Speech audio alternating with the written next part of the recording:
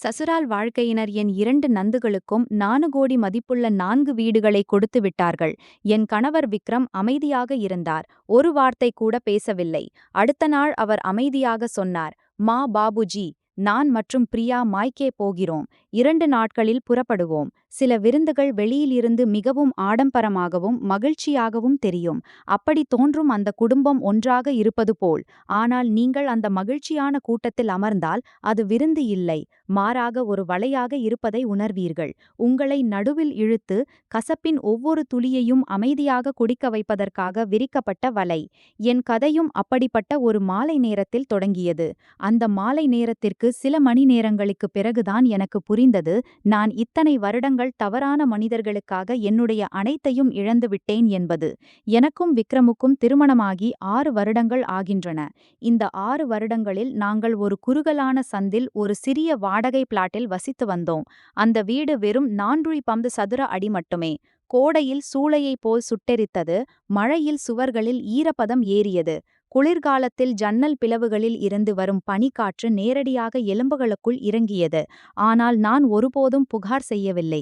நான் எப்போதும் நினைத்தேன், நாம் இருவரும் இளைஞர்கள், கொஞ்சம் வறுமை ஒன்றும் பெரிய வித்தியாசத்தை ஏற்படுத்தாது. நாம் ஒருவரை ஒருவர் நேசிக்கும் வரை, உழைக்கும் வரை ஒரு நாள் நிச்சயம் நமக்கு சொந்தமாக ஒரு நல்ல வீடு வாங்குவோம். அந்த மாலை நேரத்தில் நான் மாத செலவுகளின் கணக்கை போட்டுக் கொண்டிருந்தேன். எந்த மாதத்தில் எவ்வளவு சேமிக்க முடியும் என்று யோசித்தபடி திடீரென்று என் போன் ஒலித்தது. போனில் என் மாமியார் ஸ்ரீமதி சர்மா இருந்தார். அவர்களின் குரலில் ஒரு விசித்திரமான வேகமும் பதட்டமும் இருந்தது. அது வழக்கமான நாட்களில் இருந்து முற்றிலும் வித்தியாசமாக இருந்தது.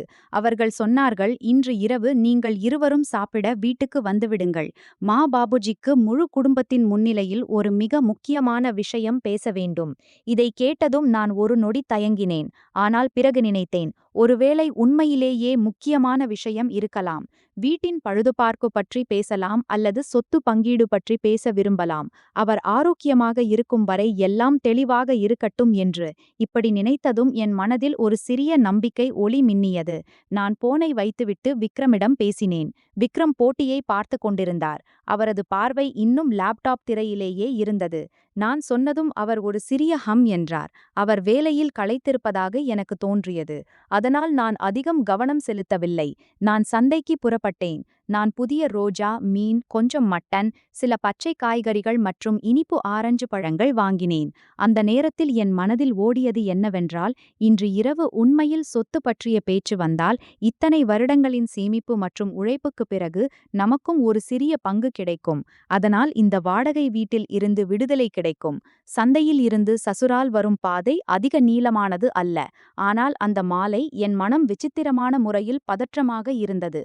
அது எப்போதும் தியாகம் செய்வதற்கும் அமைதியாக இருப்பதற்கும் பழகிய ஒரு மனிதனின் பதற்றம்.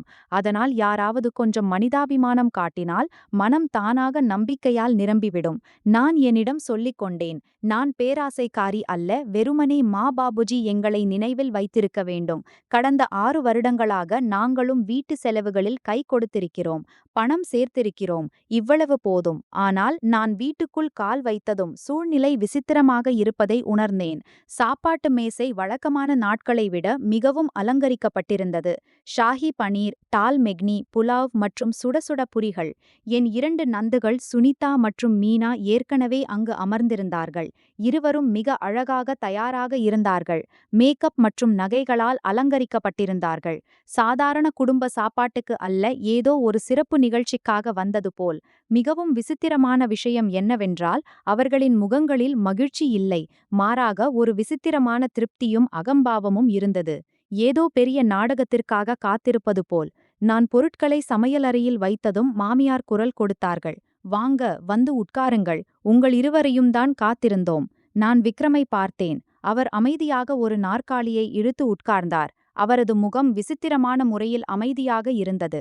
மகிழ்ச்சியும் இல்லை, துக்கமும் இல்லை, கேள்வியும் இல்லை. நான் அவருக்கு அருகில் உட்கார்ந்தேன். என் மனதில் ஒரு அறியாத பயம் குழம்பியது. சாப்பாடு தொடங்கி சில நிமிடங்கள் ஆகியிருக்கும். என் மாமனார் ஸ்ரீ சர்மா தங்கள் கிளாஸை மேசையில் வைத்துவிட்டு உரக்க தொண்டையை கடைத்தார். முழு வீடும் உடனடியாக அமைதியாகியது.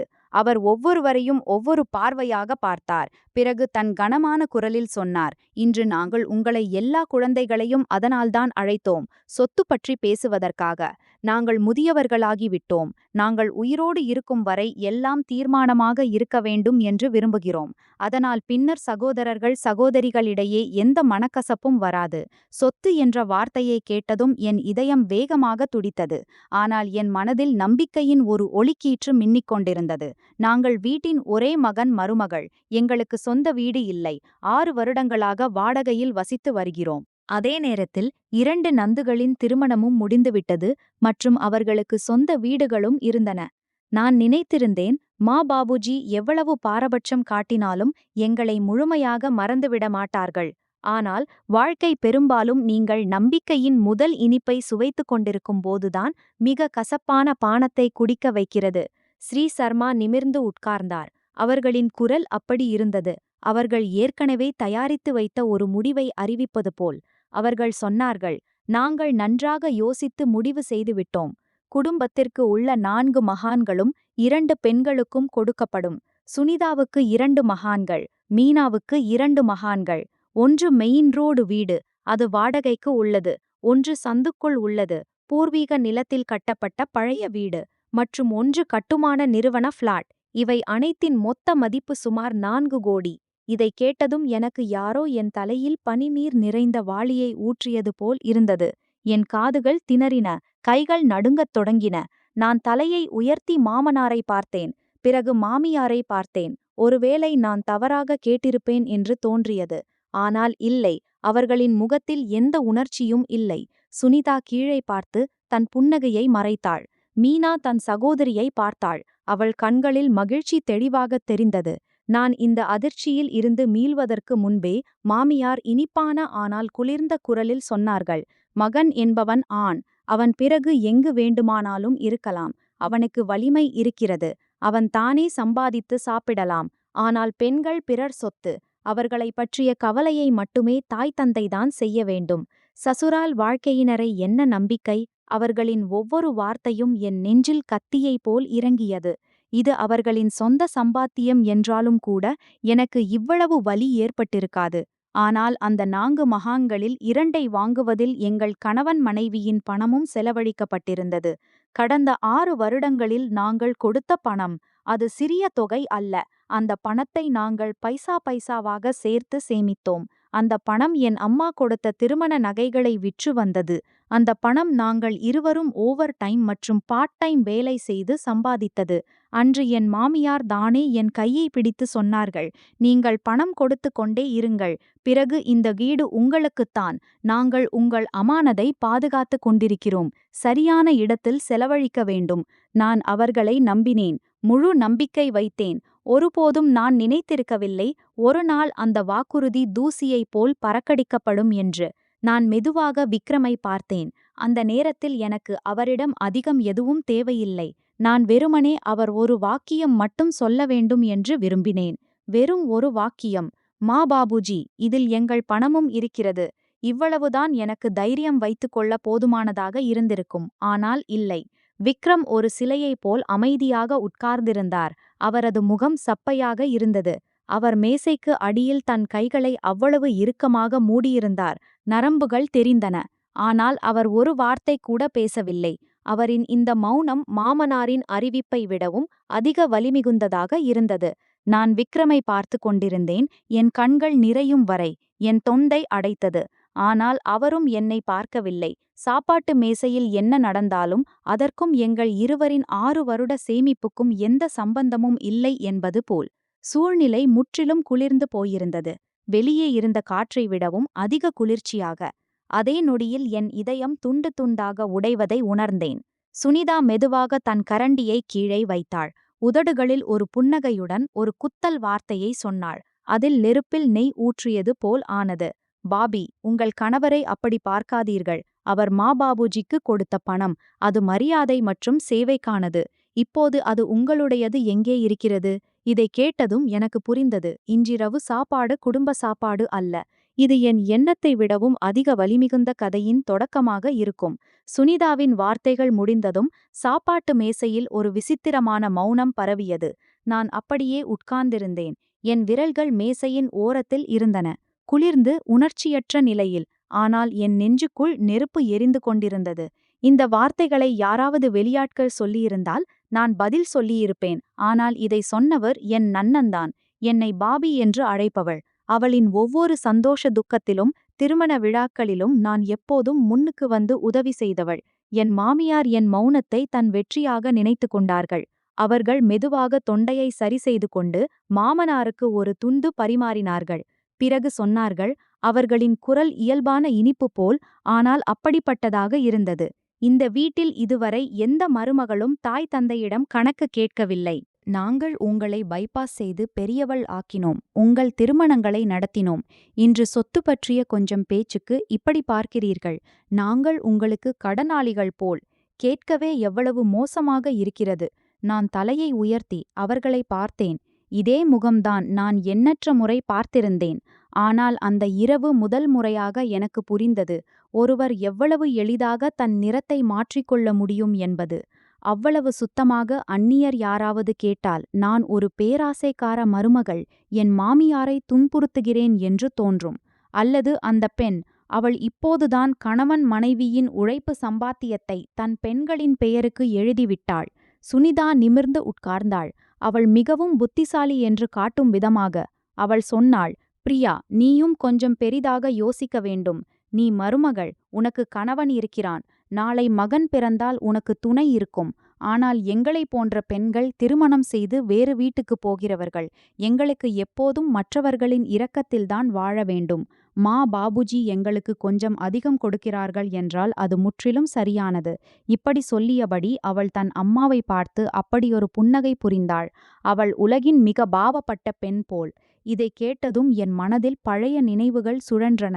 எனக்கு நினைவுக்கு வந்தது, திருமணத்தின் ஆரம்ப வருடங்களில் எங்கள் பொருளாதார நிலை சரியில்லாத போதும் ஒவ்வொரு மாதமும் மாமியார் விக்ரமை அழைத்து வீட்டு செலவுகள், பாபுஜியின் இடுப்பு வலி, வயதான காலத்தில் ஒரு நல்ல வீட்டின் தேவை என்று அழுது புலம்புவது.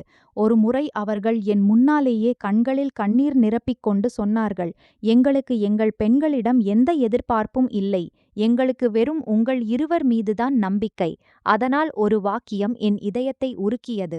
நான் என் எத்தனையோ ஆசைகளை கொன்றேன். நான் என் அம்மா கொடுத்த திருமண நகைகளில் கிட்டத்தட்ட அனைத்தையும் விற்றேன். நான் இரவு முழுவதும் தூங்காமல் ஓவர் டைம் செய்தேன். ஃப்ரீலான்ஸ் வேலை செய்தேன். வீக்கெண்டில் டியூஷன் கூட படித்தேன். கணவருக்கு உதவி செய்யும் பொருட்டு. நான் இவ்வளவு செய்தது நான் முட்டாள் என்பதால் அல்ல.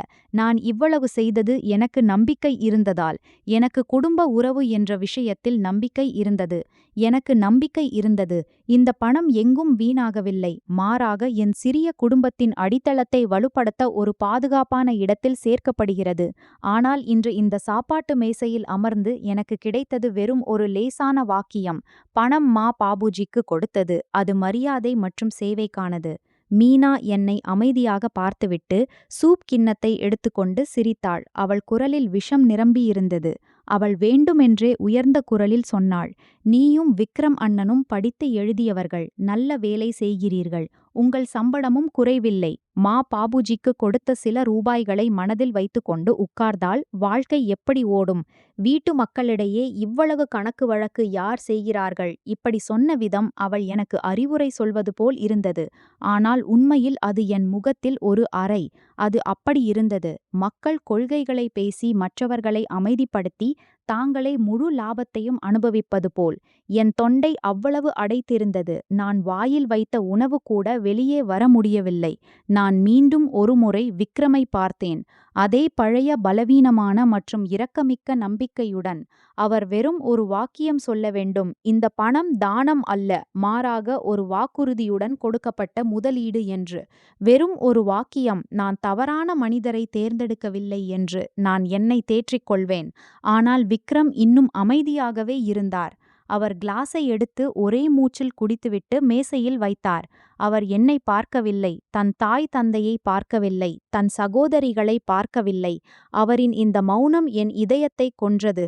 அந்த நொடியில் அவர் எனக்கு என் இணையாக இல்லை, மாறாக ஒரு கோழை கணவர், தன் மனைவி அனைவரின் முன்னிலையில் அவமானப்படுவதை அனுமதித்து கீழ்ப்படிதலான மகன் பாத்திரத்தை நடிக்கும் ஒருவர். சரியாக அந்த நேரத்தில் நான் இனி தாங்க முடியாது என்று தோன்றியபோது மாமியார் மெதுவாக இன்னொரு அம்பை எய்தார். நீங்கள் கொடுத்த பணத்துக்கு நாங்கள் நீங்கள் உங்கள் கழுத்தில் கத்தி வைக்கவில்லை. உங்கள் சொந்த விருப்பத்துடன் கொடுத்தீர்கள். இப்போது பெருமை பாராட்டாதீர்கள். இந்த வீட்டில் இருக்க வேண்டும் என்றால் கொஞ்சம் மரியாதையுடன் இருக்க கற்றுக்கொள்ளுங்கள். அப்போதுதான் எல்லோரும் பாசம் காட்டுவார்கள். இதைக் கேட்டதும் என் கை நடுங்கத் தொடங்கியது. சொந்த விருப்பத்துடன் கொடுத்திருந்தால் ஏன்? என் கையை பிடித்து வாக்குறுதி கொடுத்திருந்தார்கள். இந்த வீடு மகன் மருமகளுக்குத்தான். ஏனெனில் வயதான காலத்தில் அவர்கள்தான் துணையாக இருப்பார்கள். எனவே செய்த அனைத்து இனிப்பான வார்த்தைகளும் வெறும் தூண்டில் மட்டுமே.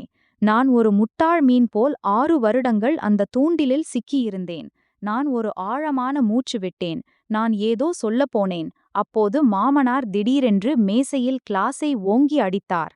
அந்த உலர்ந்த சத்தத்தில் நான் திடுக்கிட்டேன். அவர் நேரடியாக என் கண்களுக்குள் பார்த்தார். அவரது முகம் கோபத்தில் சிவந்திருந்தது. அவரது குரல் சுத்தியைப் போல் கனமாக இருந்தது. நான் இந்த வீட்டில் உயிரோடு இருக்கும் வரை முடிவு என்னுடையதுதான். யாருக்கு பிடிக்கவில்லையோ அவர் இந்த கதவு வழியாக வெளியே போகலாம். இங்கு உட்கார்ந்து முகம் வீங்கி சாப்பாட்டு சூழ்நிலையை கெடுக்க வேண்டிய அவசியமில்லை. இந்த ஒரு வாக்கியத்தில் நான் எல்லாம் புரிந்து கொண்டேன். இன்றிரவு இந்த சாப்பாடு விவாதத்திற்காக அல்ல, கருத்து கேட்பதற்காகவும் அல்ல. இது ஏற்கனவே தயாரிக்கப்பட்ட ஒரு நாடகம். எனக்கு என் அந்தஸ்தை காட்டுவதற்காக, அவர்கள் எங்களை சமமான பங்கு கொடுப்பதற்காக அல்ல. மாறாக ஒரு அவமானம் செய்வதற்காக, இதை கேட்பதற்காகவும் ஏற்றுக்கொள்வதற்காகவும் அழைத்திருந்தார்கள். எங்கள் உழைப்பு சம்பாத்தியம் இனி எங்களுடையது அல்ல. அது முழுமையாக அவர்களின் பெண்களுடையதாகிவிட்டது என்று. ஆனால் எல்லாவற்றிலும் மிகவும் வலிமிகுந்த விஷயம் என்னவென்றால், இந்த நாடகத்தில் எனக்கு மிக அதிக வலியை கொடுத்தவர் என் உடனடியாக அருகில் உட்கார்ந்திருந்தார். மாமனாரின் பேச்சைக் கேட்டதும் என் மனதில் ஏதோ உடைந்தது. வீட்டுக்குள் நுழைந்ததிலிருந்து எனக்குள் சேர்ந்த அனைத்து பொறுமை, அனைத்து அவமானம், அனைத்து கோபம் திடீரென்று என் தொண்டையில் அடைத்து கொண்டது. நான் அறிந்தேன், இன்றும் நான் அமைதியாக இருந்தால் இந்த வீடு எப்போதும் என் மௌனத்தை என் சம்மதமாக கருதும். நான் மெதுவாக என் கரண்டி மற்றும் முள் மேசையில் வைத்தேன். அவர்களின் சத்தம் அந்த மௌனத்தில் மிகத் தெளிவாக கேட்டது. நான் தலையை உயர்த்தி நேரடியாக என் மாமியார் மற்றும் மாமனாரின் கண்களில் பார்த்தேன். என் குரல் உயர்ந்ததாக இல்லை, ஆனால் அவ்வளவு உறுதியாக இருந்தது. யாரும் கேட்காதது போல் நடிக்க முடியாது. இந்த பணம் மரியாதை மற்றும் சேவைக்கானது என்றால், அன்று நீங்கள் ஏன் சொன்னீர்கள் இது சேமிப்பு, பிறகு அனைத்து குழந்தைகளுக்கும் சமமாக பங்கு போடப்படும் என்று? முழு மேசையிலும் ஒரு நொடி மௌனம் பரவியது. யாருக்கும் எதிர்பார்ப்பு இல்லை, நான் நேரடியாக இந்த கேள்வியை கேட்க தைரியம் வரும் என்று. ஆனால் ஒரு செகண்ட் கழித்து என் மாமியார் உடனடியாக பதிலடி கொடுக்கத் தொடங்கினார்கள். அவர்கள் ஏதோ இதையே எதிர்பார்த்திருந்தது போல். அவர்கள் என்னை வெறித்து பார்த்தார்கள். அவர்களின் குரல் கூர்மையாகியது. சில ரூபாய்களுக்காக நீங்கள் மீண்டும் மீண்டும் நினைவூட்டுகிறீர்கள். எங்களுக்கு ஏதோ கடன் இருப்பது போல். இப்படி சொல்ல உங்களுக்கு வெட்கம் வரவில்லையா? மருமகளாக இருந்து தாய் தந்தையிடம் இவ்வளவு கணக்கு வழக்கு பார்க்கிறீர்கள். நான் என் நன்னந்துகளை பார்த்தேன். இந்த முறை நான் தலைகுனியவில்லை. நான் ஒவ்வொரு வார்த்தையையும் தெளிவாக சொன்னேன். என் குரலை நடுங்காமல் கட்டுப்படுத்தியபடி. நான் அதிகம் எதுவும் கேட்கவில்லை. ஆனால் குறைந்தபட்சம் நாங்கள் கொடுத்த மூலதனத் தொகைக்கு கணக்கு தெளிவாக இருக்க வேண்டும். நாங்கள் இன்றும் வாடகை வீட்டில் இருக்கிறோம். நீங்கள் இருவருக்கும் சொந்த வீடு, கார் மற்றும் ஒரு நல்ல வாழ்க்கை இருக்கிறது. என் பேச்சு முடிவதற்கு முன்பே சுனிதா கண்களை சுழற்றி ஒரு நீண்ட சிரிப்பு சிரித்தாள். அவள் என்னை தலை முதல் கால் வரை பார்த்தாள். அவள் பார்வையில் வெறுப்பும் அவமதிப்பும் நிறைந்திருந்தது. பிறகு சொன்னாள், பாபி, உங்கள் பேச்சை கேட்டால் சிரிப்பு வருகிறது. பாபுஜி தங்கள் வீட்டை யாருக்கு கொடுப்பார்கள்? இது அவர்களின் உரிமை. உங்கள் கணவரை கட்டுப்பாட்டில் வைக்க முடியவில்லை என்றால், அவர் உங்களுக்காக ஒரு வார்த்தை கூட பேச முடியவில்லை என்றால், நீங்கள் உங்களை பார்த்து கொள்ள வேண்டும். மற்றவர்களை நோக்கி விரல் நீட்டுவதால் என்ன பயன்? இந்த வாக்கியம் என் முகத்தில் ஒரு பலமான அறை போல் இருந்தது. அது உண்மை என்பதால் அல்ல, மாறாக அது மிகவும் கொடூரமானது என்பதால்.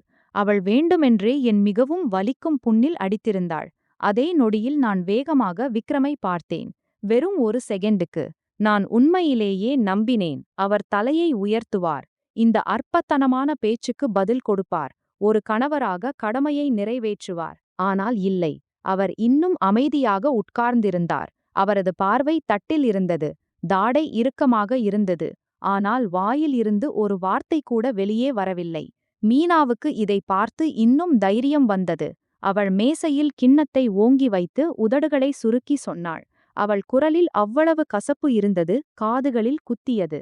அல்லது நீங்கள் விரும்புகிறீர்களா உங்கள் கணவர் தன் சகோதரிகளின் முன்னிலையில் தன் தாய் தந்தையுடன் எதிர்ப்பு தெரிவிக்க வேண்டும் என்று வெறும் உங்கள் மரியாதையை காப்பாற்றுவதற்காக? யார் புத்திசாலியான பெண்ணோ அவள் தன் கணவரை தாய் தந்தையிடமிருந்து தூரமாக்க மாட்டாள். நீங்கள் இப்போதே அந்த வீட்டில் இருந்து பிரிக்க முயற்சி செய்கிறீர்கள். இதை கேட்டதும் என் கைகள் மடியில் வைத்திருந்த நிலையில் வலி ஏற்படும் வரை நெரிந்தன. அவர்கள் அப்படி பேசிக் கொண்டிருந்தார்கள். நான் பேராசைக்காரி, நான் தூண்டுகிறேன், நான் குடும்ப அமைதியை கெடுக்கிறேன் என்று. மற்றும் அவர்கள் அமைதியாக எங்கள் உழைப்பு சம்பாத்தியத்தை தங்கள் பெண்களுக்கு கொடுத்து கொண்டிருந்தார்கள். அதற்கு தாய் தந்தையின் பாசம் என்று பெயர் வைக்கப்பட்டது. மாமனார் இனி தங்கள் பொய்யான சமநிலையை தக்க வைத்துக் கொள்ள முடியவில்லை. அவர் நேரடியாக என் பக்கம் விரலை நீட்டினார். அவரது குரலில் கோபம் இருந்தது. நான் உங்களுக்கு சொல்கிறேன், உங்கள் மாய்க்காவின் இந்த கணக்கு வழக்கு பழக்கத்தை இங்கு கொண்டு வராதீர்கள். மருமகளாக இருந்து நாளும் இரவும் வெறும் பணத்தை பற்றியே பேசுகிறீர்கள். அதனால்தான் இந்த வீட்டில் இவ்வளவு அமைதியின்மை இருக்கிறது. மக்கள் உறவுகளை பாசத்துடன் நிறைவேற்றுகிறார்கள். நீங்கள் இங்கு பைசா பைசா எண்ணுவதில் ஈடுபட்டிருக்கிறீர்கள். நான் சில செகண்டுகள் திகைத்து போனேன். மாய்கா பழக்கம் என்று கேட்டதும் எனக்கு சிரிப்பும் வந்தது, வலியும் வந்தது.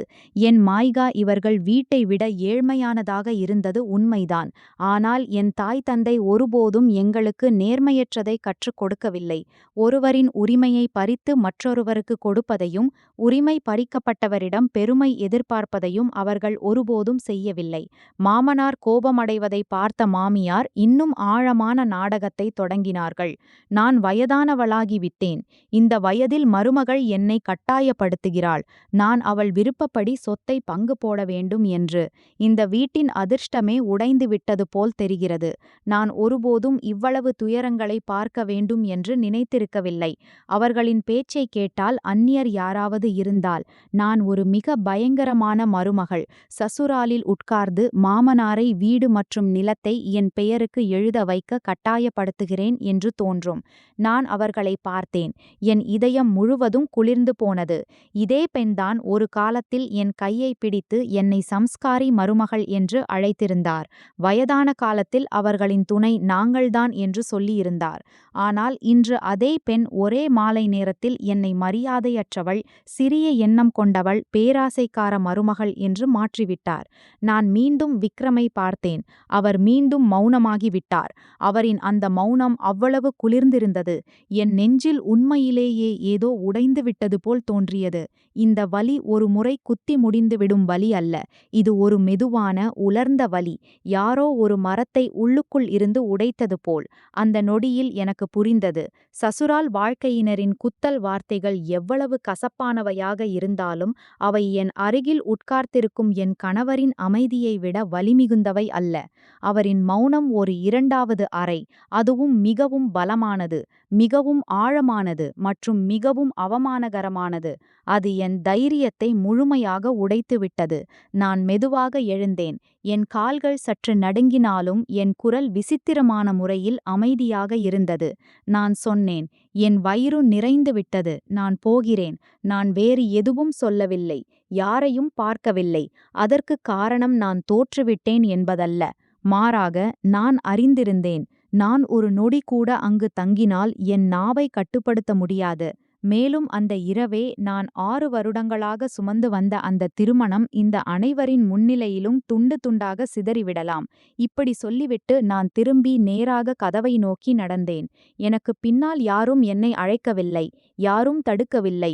அந்த அழிந்து போன மாலை நேரத்தை காப்பாற்ற ஒரு நல்ல வார்த்தை கூட யாரும் சொல்லவில்லை.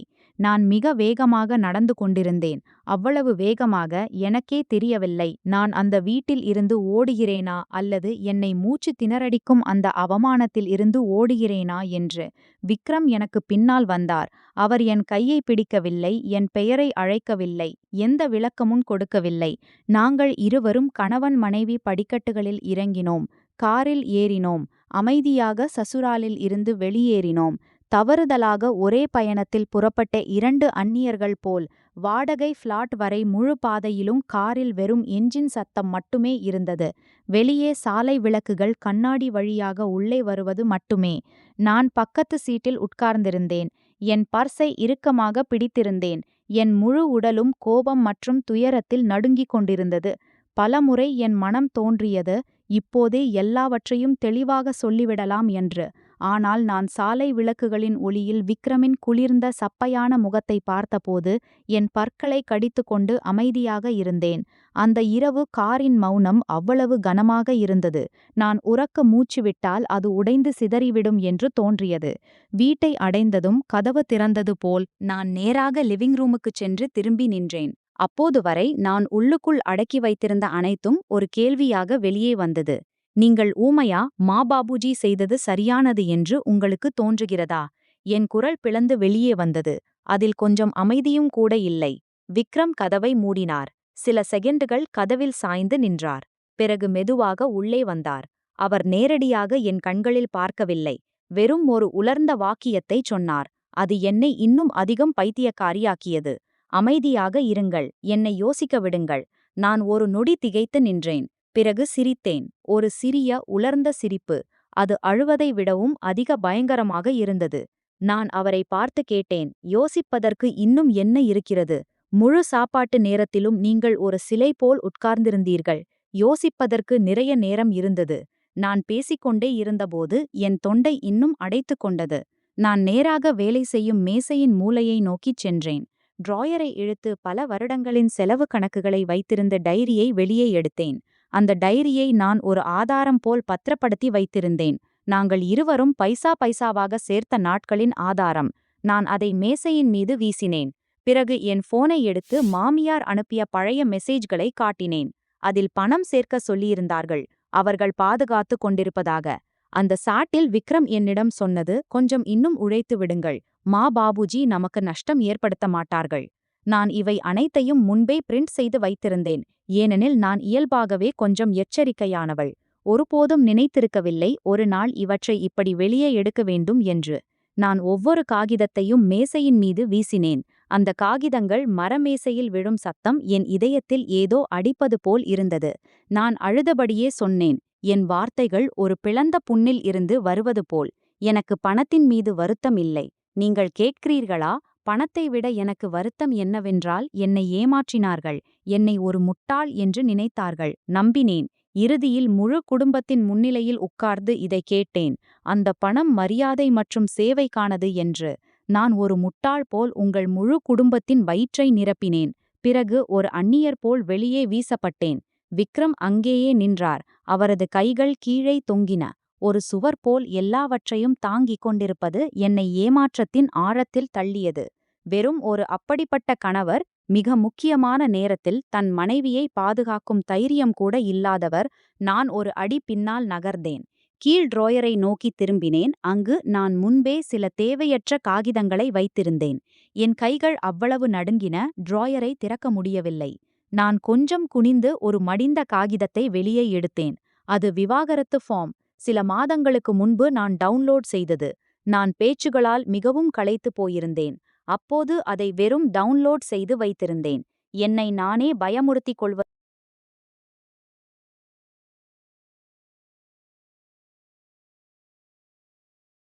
டவுன்லோட் செய்தது. நான் பேச்சுகளால் மிகவும் களைத்து போயிருந்தேன். அப்போது அதை வெறும் டவுன்லோட் செய்து வைத்திருந்தேன். என்னை நானே பயமுறுத்திக் கொள்வதற்காக. நிலைமை மோசமானால் எனக்கு ஒரு வழி இருக்கிறது என்று.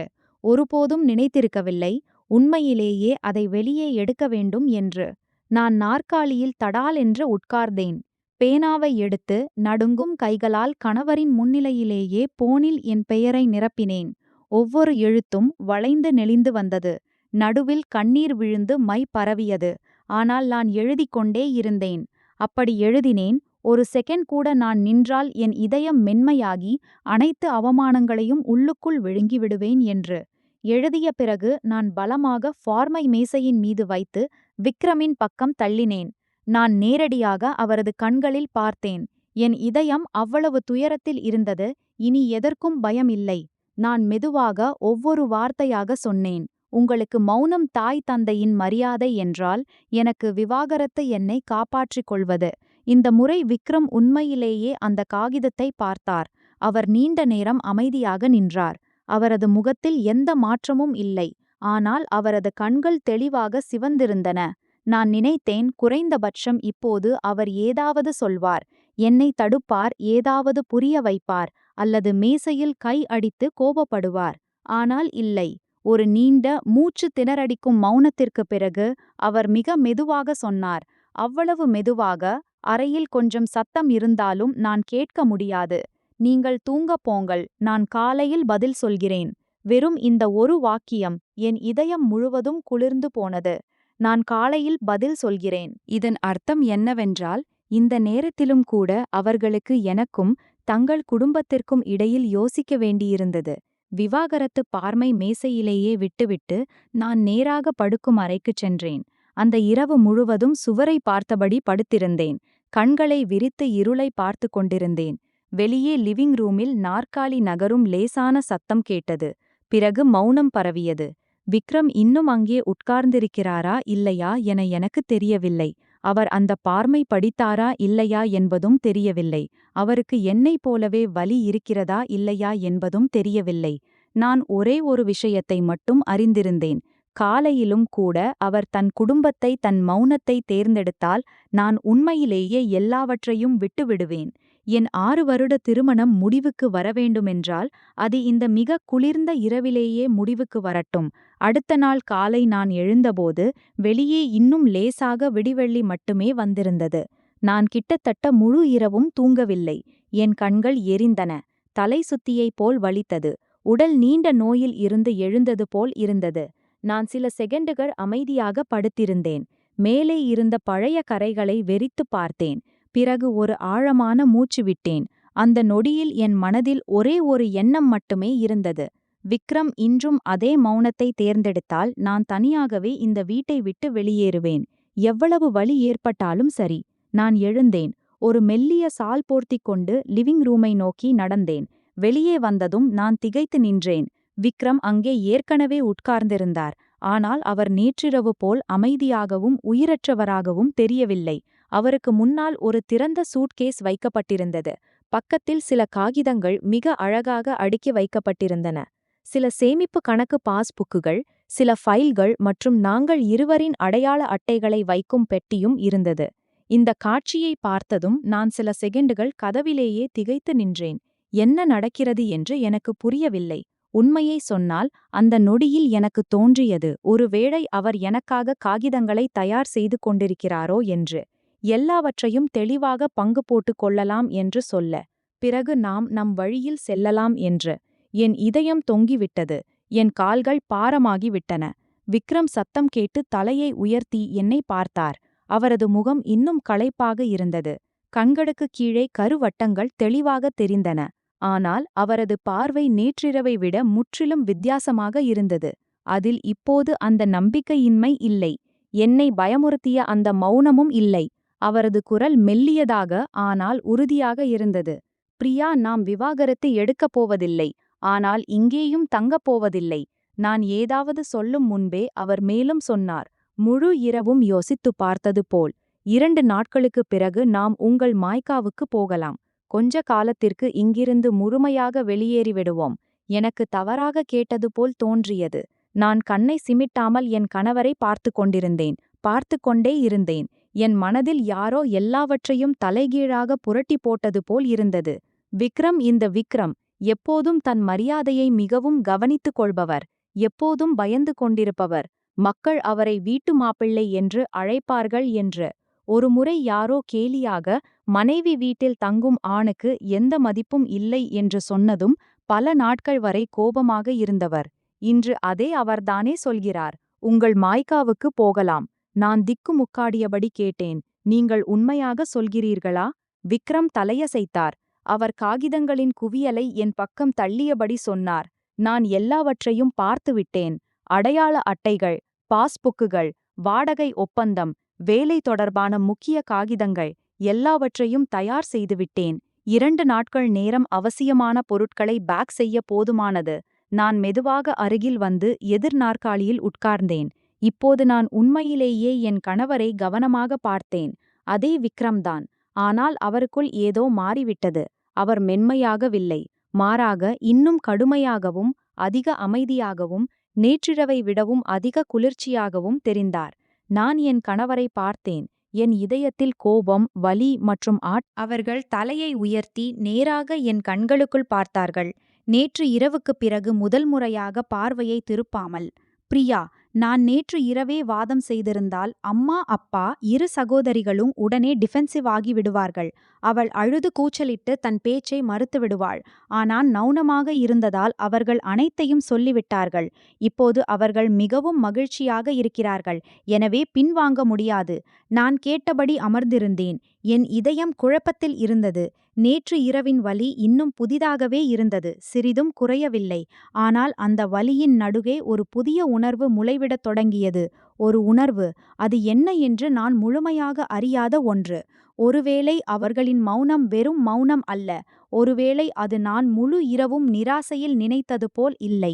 என் மனதின் பேச்சை புரிந்து கொண்டது போல்.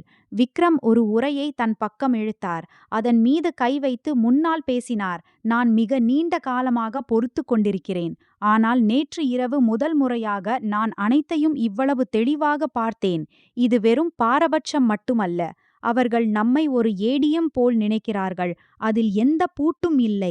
எப்போது வேண்டுமானாலும் பணத்தை எடுக்கலாம், யாருக்கு வேண்டுமானாலும் கொடுக்கலாம். நாம் அமைதியாக நஷ்டத்தை தாங்கிக் கொண்டிருக்க வேண்டும். அவர்களின் இந்த பேச்சை கேட்டதும் என் மூக்கில் எரிச்சல் ஏற்பட்டது. ஆனால் அது மகிழ்ச்சியின் கண்ணீர் அல்ல. அவர்களின் பேச்சில் நான் எவ்வளவு நம்பிக்கை வைக்க வேண்டும் என்று எனக்கு புரியவில்லை. ஏனென்றால் வெறும் நேற்று இரவுதான் இந்த மனிதர் என்னை அந்த உணவு மேஜையில் தனியாக விட்டுவிட்டு சென்றார்.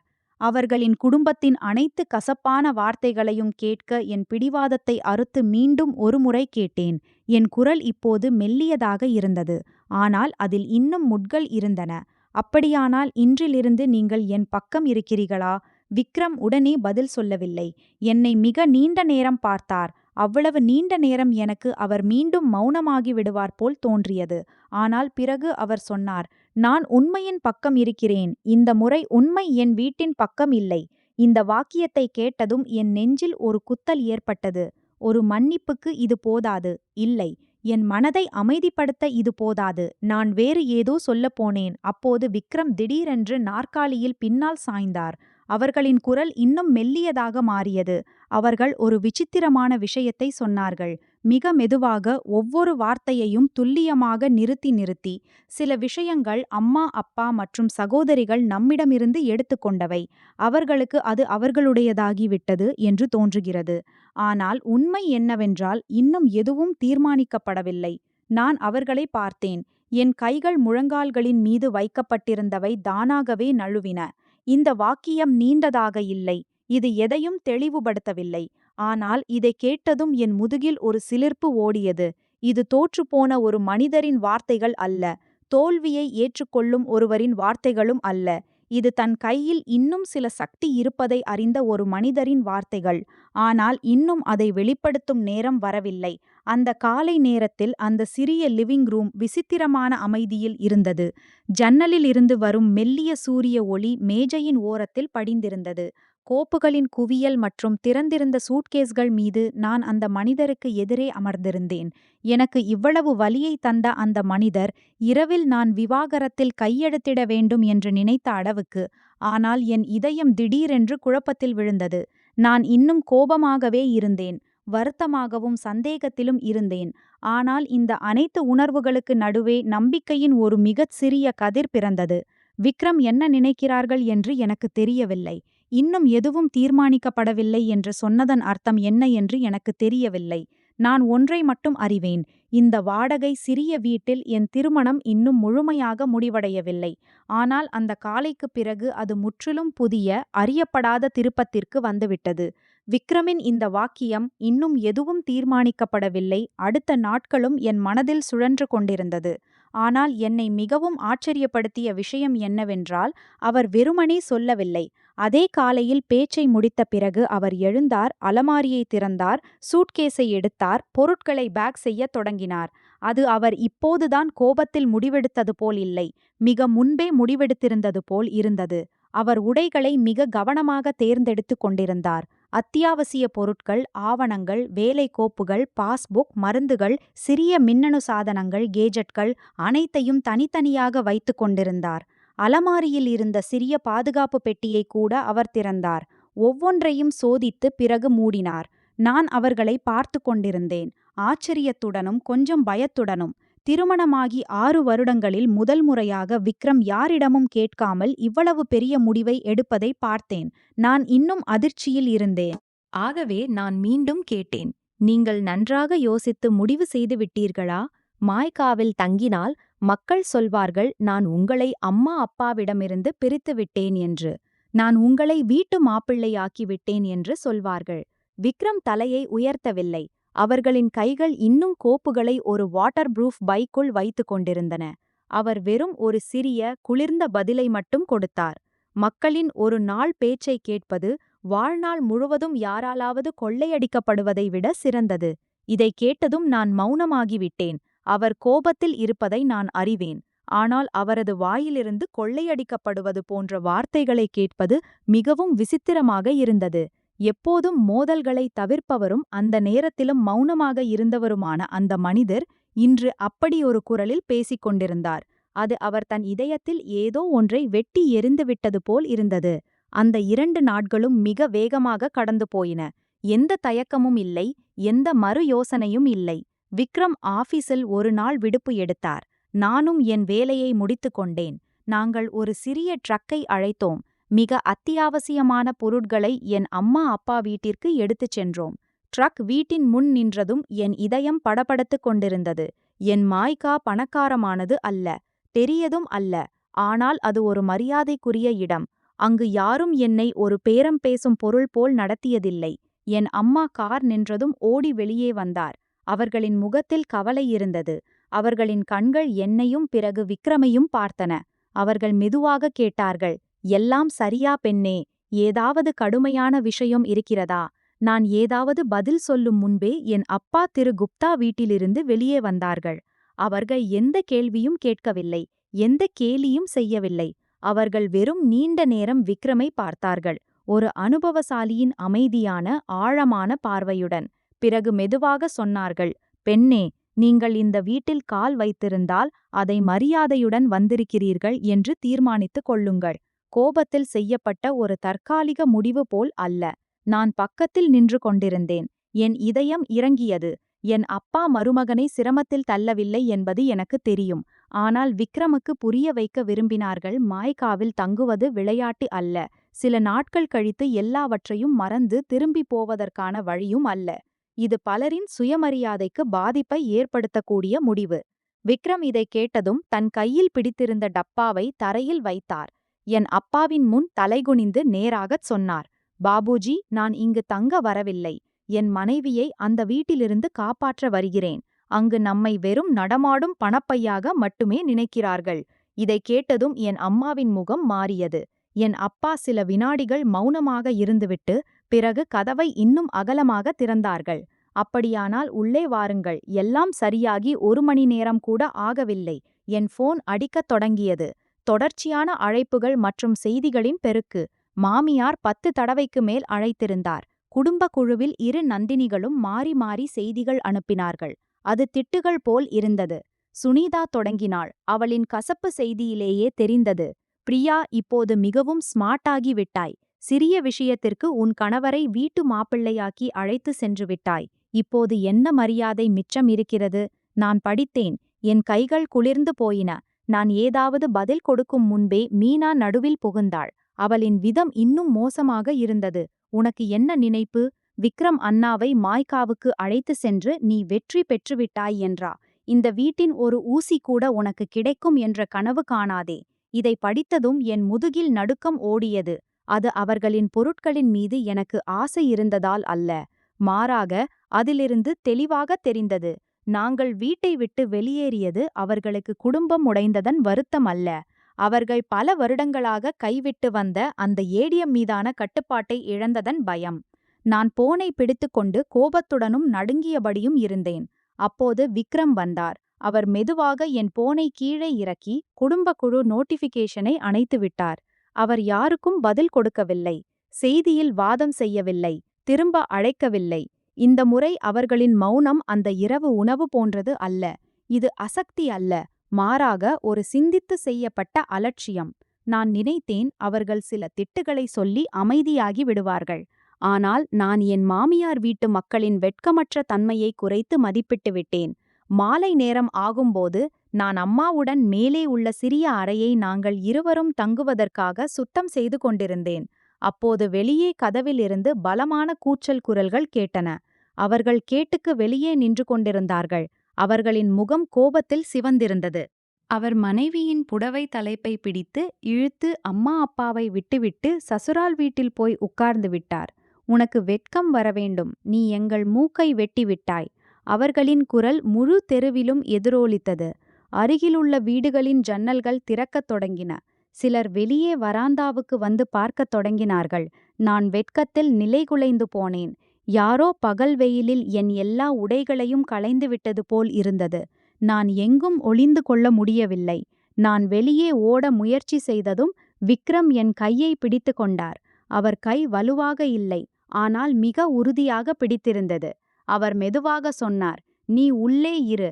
பிறகு அவர் தானே கேட் பக்கம் நடந்து சென்றார். நான் கதவில் நின்று பார்த்து கொண்டிருந்தேன். என் இதயம் படபடத்து கொண்டிருந்தது. விக்ரம் தன் அப்பாவுக்கு முன் நின்றிருந்தார். கூச்சலிடவில்லை, கோபப்படவில்லை. அவர்களின் குரல் உயர்ந்திருக்கவில்லை, ஆனால் ஒவ்வொரு வார்த்தையும் கல்லை போல் உறுதியாக இருந்தது. நான் அம்மா பாபுஜியை விட்டு வரவில்லை. நான் வெறும் அந்த வீட்டை விட்டு வந்திருக்கிறேன். அங்கு என் மனைவியை ஒரு இயந்திரமாக நினைக்கிறார்கள். சசுர் ஒரு கணம் திடுக்கிட்டார். எப்போதும் மௌனமாக இருந்த தன் மகன் இன்று அண்டை வீட்டாருக்கு முன்பாக இப்படி பதில் சொல்வான் என்று நம்ப முடியாதது போல். ஆனால் அவர் வேறு ஏதாவது சொல்லும் முன்பே என் மாமியார் எங்கிருந்தோ வந்து சேர்ந்தார். அவர் அழுது புலம்பியபடி வந்தார். கண்களில் கண்ணீர், மூக்கில் சளி வழிந்தது. அவர் மார்பை தட்டியபடி பலமாக கூச்சலிட்டார். அடே மக்களே, பாருங்களேன், இந்த பெண் என் மகனுக்கு மந்திரம் போட்டு விட்டாள். அம்மா அப்பா தங்கள் பெண்களுக்கு கொஞ்சம் கொடுத்ததை இவளால் பொறுக்க முடியவில்லை. என் மகனை பெற்றிருப்பதை விட நாங்கள் பிள்ளையில்லாமல் இருந்திருந்தால் எவ்வளவோ நல்லது. முழு மொஹல்லாவும் அமைதியாக இருந்தது. வெறும் மாமியாரின் அழுகை ஒலி மட்டும் எதிரொலித்தது. நான் அங்கனில் நின்று கொண்டிருந்தேன். என் காதுகள் எரிந்தன. ஆனால் இந்த முறை விக்ரம் தலையை குனியவில்லை. அவர் நேராக தன் அம்மாவின் கண்களுக்குள் பார்த்தார். அவர்களின் பார்வை மிகவும் குளிர்ந்திருந்தது. நான் இதற்கு முன்பு பார்த்ததில்லை. பிறகு அவர் வெறும் ஒரு வாக்கியத்தை மட்டும் சொன்னார். அது கத்தியைப் போல் இருந்தது. அம்மா, நீங்கள் உங்கள் பெண்களுக்கு கொடுத்திருந்தால் அதை எங்களிடமிருந்து எடுத்து அவர்களுக்கு கொடுத்திருக்கிறீர்கள். தெளிவாக சொல்லுங்கள். இந்த வாக்கியம் முடிந்ததும் எல்லோரும் அமைதியாகி விட்டார்கள். என் மாமியாரின் வாய் திறந்த நிலையிலேயே இருந்தது. சசுரும் மௌனமாகி விட்டார். அண்டை வீட்டாரின் கதவுகள் இன்னும் அதிகமாக திறக்கப்பட்டன. நான் உள்ளே நின்று கொண்டிருந்தேன். என் உடல் முழுவதும் சிலிர்த்தது. இது முதல் முறையாக விக்ரம் எல்லோருக்கு முன்பாக இவ்வளவு நேரடியாக பேசியிருந்தார். ஆனால் இது இங்கே முடியவில்லை. அந்த இரவு சசுர் சாசுர் அண்டை வீட்டாரின் கிசுகிசுப்புக்கு நடுவே திரும்பி சென்ற பிறகு விக்ரம் என்னை அறைக்குள் அழைத்து சென்றார். கதவை மூடினார். ஒரு சிறிய கருப்பு பென் டிரைவை மேஜையின் மீது வைத்தார். அவர்களின் கண்கள் அப்போது மிகவும் விசித்திரமாக இருந்தன. களைப்பாக, ஆனால் குளிர்ந்து புரிந்து கொள்ள முடியாதவாறு. அவர் என்னை பார்த்தார். அவர்களின் குரல் மெல்லியதாக மாறியது. அந்த இரவில் நான் மௌனமாக இருந்தது நான் பயந்ததால் அல்ல. நான் மௌனமாக இருந்தது ஏனென்றால் எனக்கு அவர்கள் எல்லாவற்றையும் சொல்ல வேண்டும் என்று தேவைப்பட்டது. அதெல்லாம் இப்போது இதில் இருக்கிறது. அறையின் கதவு மூடியதும் நான் இன்னும் அமைதியாக நின்று கொண்டிருந்தேன். என் கண்கள் விக்ரம் இப்போதுதான் கீழே வைத்த அந்த சிறிய கருப்பு பென் டிரைவ் மீது நிலைத்திருந்தன. என் மனதில் பல கேள்விகள் இருந்தன, ஆனால் அனைத்தும் என் தொண்டையில் அடைத்து கொண்டன. விக்ரம் வேறு எதுவும் சொல்லவில்லை. வெறும் நாற்காலியை இழுத்து என் பழைய லேப்டாப்புக்கு முன் உட்கார்ந்தார். பென் டிரைவை செருகினார். மெதுவாக ஒவ்வொரு ஃபோல்டரையும் திறக்கத் தொடங்கினார். அவர் இந்த கணத்திற்காக மிக முன்பே தயாராக இருந்தது போல். திரையில் ஒளி எழுந்தது. ஒரு ஆடியோ ஃபைல் முன் வந்தது. விக்ரம் அதை பிளே செய்தார். சில வினாடிகளில் என் சசுரின் குரல் அந்த சிறிய அறையில் தெளிவாக எதிரொலிக்கத் தொடங்கியது. நீங்கள் எனக்கு இத்தனை வருடங்களாக கொடுத்த பணத்தை இப்போது நான் யாருக்கு கொடுக்க வேண்டும்? இது என் உரிமை. இதை கேட்டதும் என் முதுகில் நடுக்கம் ஓடியது. ஒவ்வொரு வார்த்தையும் என் மனதில் சுத்தியல் போல் பாய்ந்தது. இது இனி என் மனதின் மாயை அல்ல. இது என் வருத்தம் அல்ல. இது என் தவறான புரிதல் அல்ல. என் சசுர்தானை ஒப்புக்கொண்டிருந்தார். அந்த பணம் நாங்கள் கொடுத்தது என்று அவர் நன்றாக அறிவார்.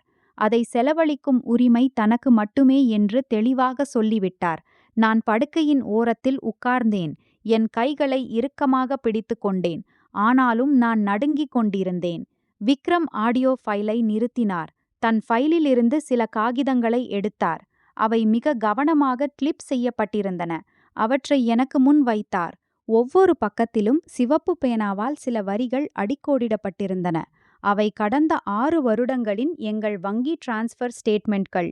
சில அவர்களின் அக்கவுண்டிலிருந்து, சில என் அக்கவுண்டிலிருந்து, சில ஜாயிண்ட் அக்கவுண்டிலிருந்து. நான் ஒரு எண்ணை பார்த்தேன்.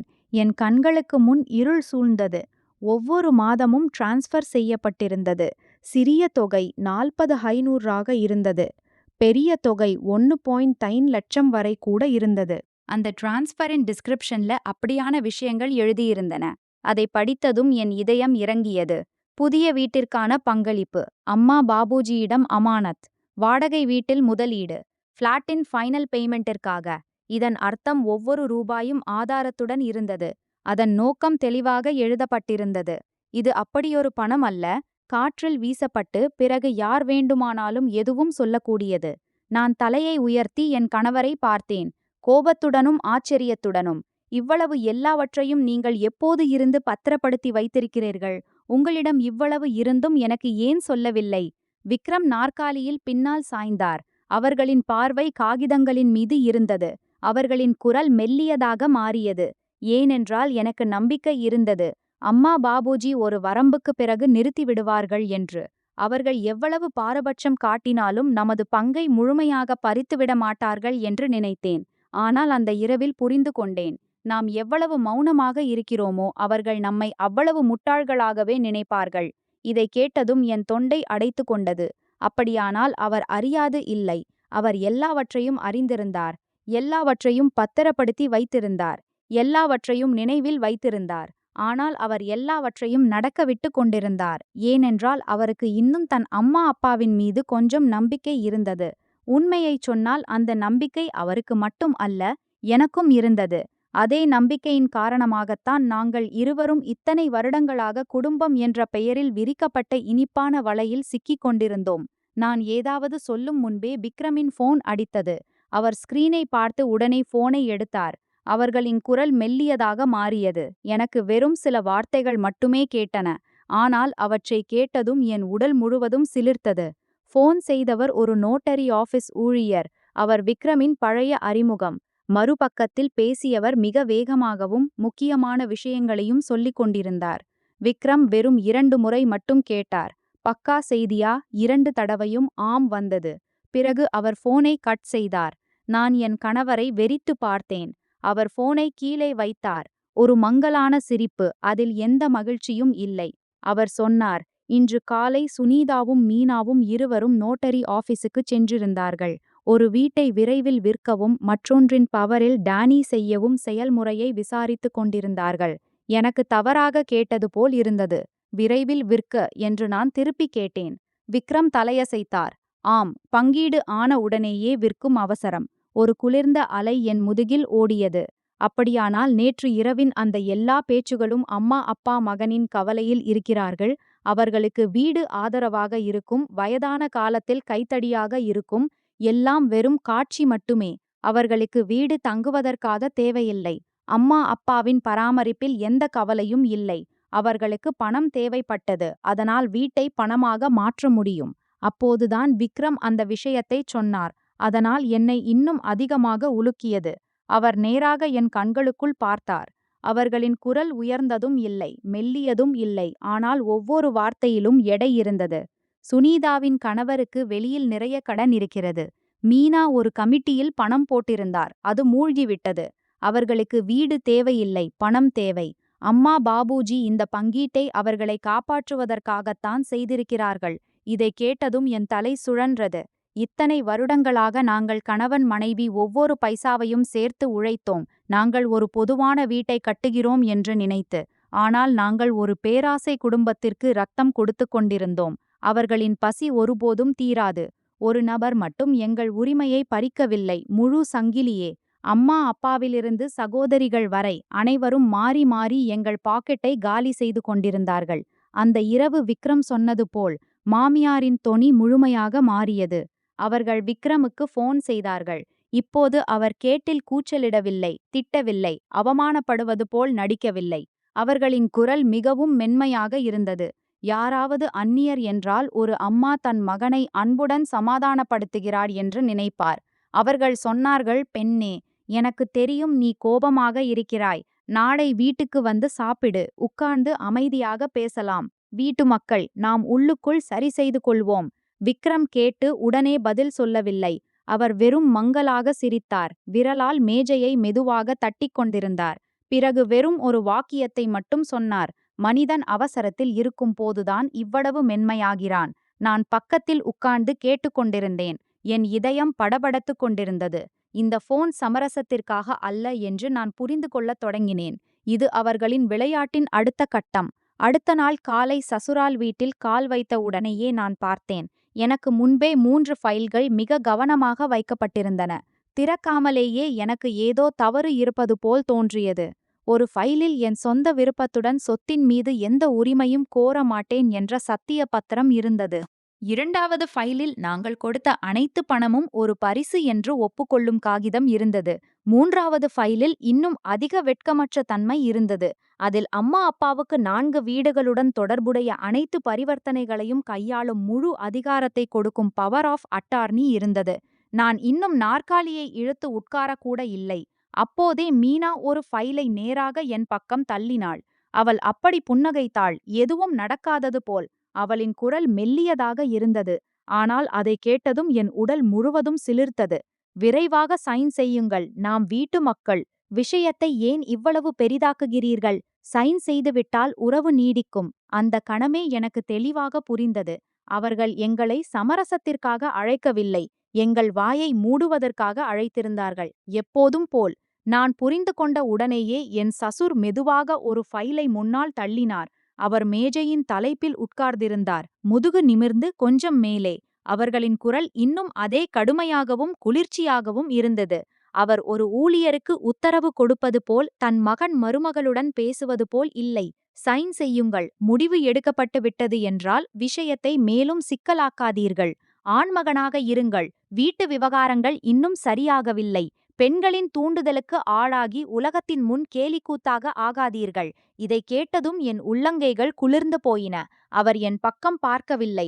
ஆனால் ஒவ்வொரு வார்த்தையின் இலக்கும் நான்தான். அவர் பெண்கள் மற்றும் தூண்டுதல் என்று சொன்ன விதம் அனைவரின் மனதிலும் நான் பின்னணியில் இருப்பதாகவும், நான் தான் அவர்களை தூண்டுகிறேன் என்றும் பதிய வைக்க விரும்பினார். விக்ரம் என் பக்கத்தில் உட்கார்ந்திருந்தார். இதுவரை எதுவும் பேசவில்லை.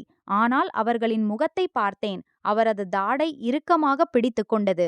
கன்னத்தின் அடியில் துடித்தது. யாருக்கும் மூச்சுவிடக்கூட நேரம் கொடுக்காமல் என் மாமியார் உடனே முன்னுக்கு வந்தார். அவர்களின் குரல் சசுரை விட மென்மையாக இருந்தது. ஆனால் கேட்கும்போது இன்னும் பயங்கரமாக இருந்தது. அவர் என் கையை அப்படி பிடித்தார், என்னை அன்புடன் சமாதானப்படுத்துவது போல். பிரியா பெண்ணே, நீ புத்திசாலியாக இருந்தால் புரிந்து கொள்ள வேண்டும்.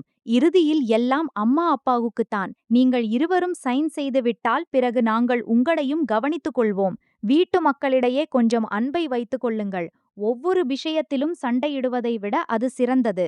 நான் அவர்களை பார்த்தேன். இது சில வருடங்கள் முன்பு நடந்திருந்தால் ஒருவேளை அவர்களின் இந்த மென்மையான குரலில் நான் உருகியிருப்பேன். ஆனால் இப்போது நடந்த அனைத்துக்கு பிறகு எனக்கு வெறும் குளிர்ச்சி மட்டுமே தெரிந்தது. கவனித்துக் கொள்வது என்றால் வெறும் ஒரு வெற்று வாக்குறுதி. அதற்கு எந்த மதிப்பும் இல்லை. எனக்கு எதிரான அந்த காகிதங்களில் சைன் செய்ய என்னை சம்மதிக்க வைப்பதைத் தவிர. நான் மெதுவாக அவர்களின் கையை விலக்கினேன். நேராக அவர்களின் கண்களுக்குள் பார்த்து கேட்டேன். குரல் உயர்ந்திருக்கவில்லை. ஆனால் அவ்வளவு தெளிவாக இருந்தது. முழு அறையும் கேட்கும் அளவுக்கு. கவனிப்பது வாயால் தானா அல்லது பணத்தால் தானா, வீட்டால் தானா அல்லது கண்ணீரால் தானா? முழு அறையும் ஒரு கணம் அமைதியாகிவிட்டது. என் மாமியார் கேட்டுக்கொண்டிருந்தார். அவர்களின் உதடுகள் வேறு ஏதோ சொல்ல திறந்திருந்தவை அப்படியே நின்றுவிட்டன. சசுர் புருவத்தை உயர்த்தினார்.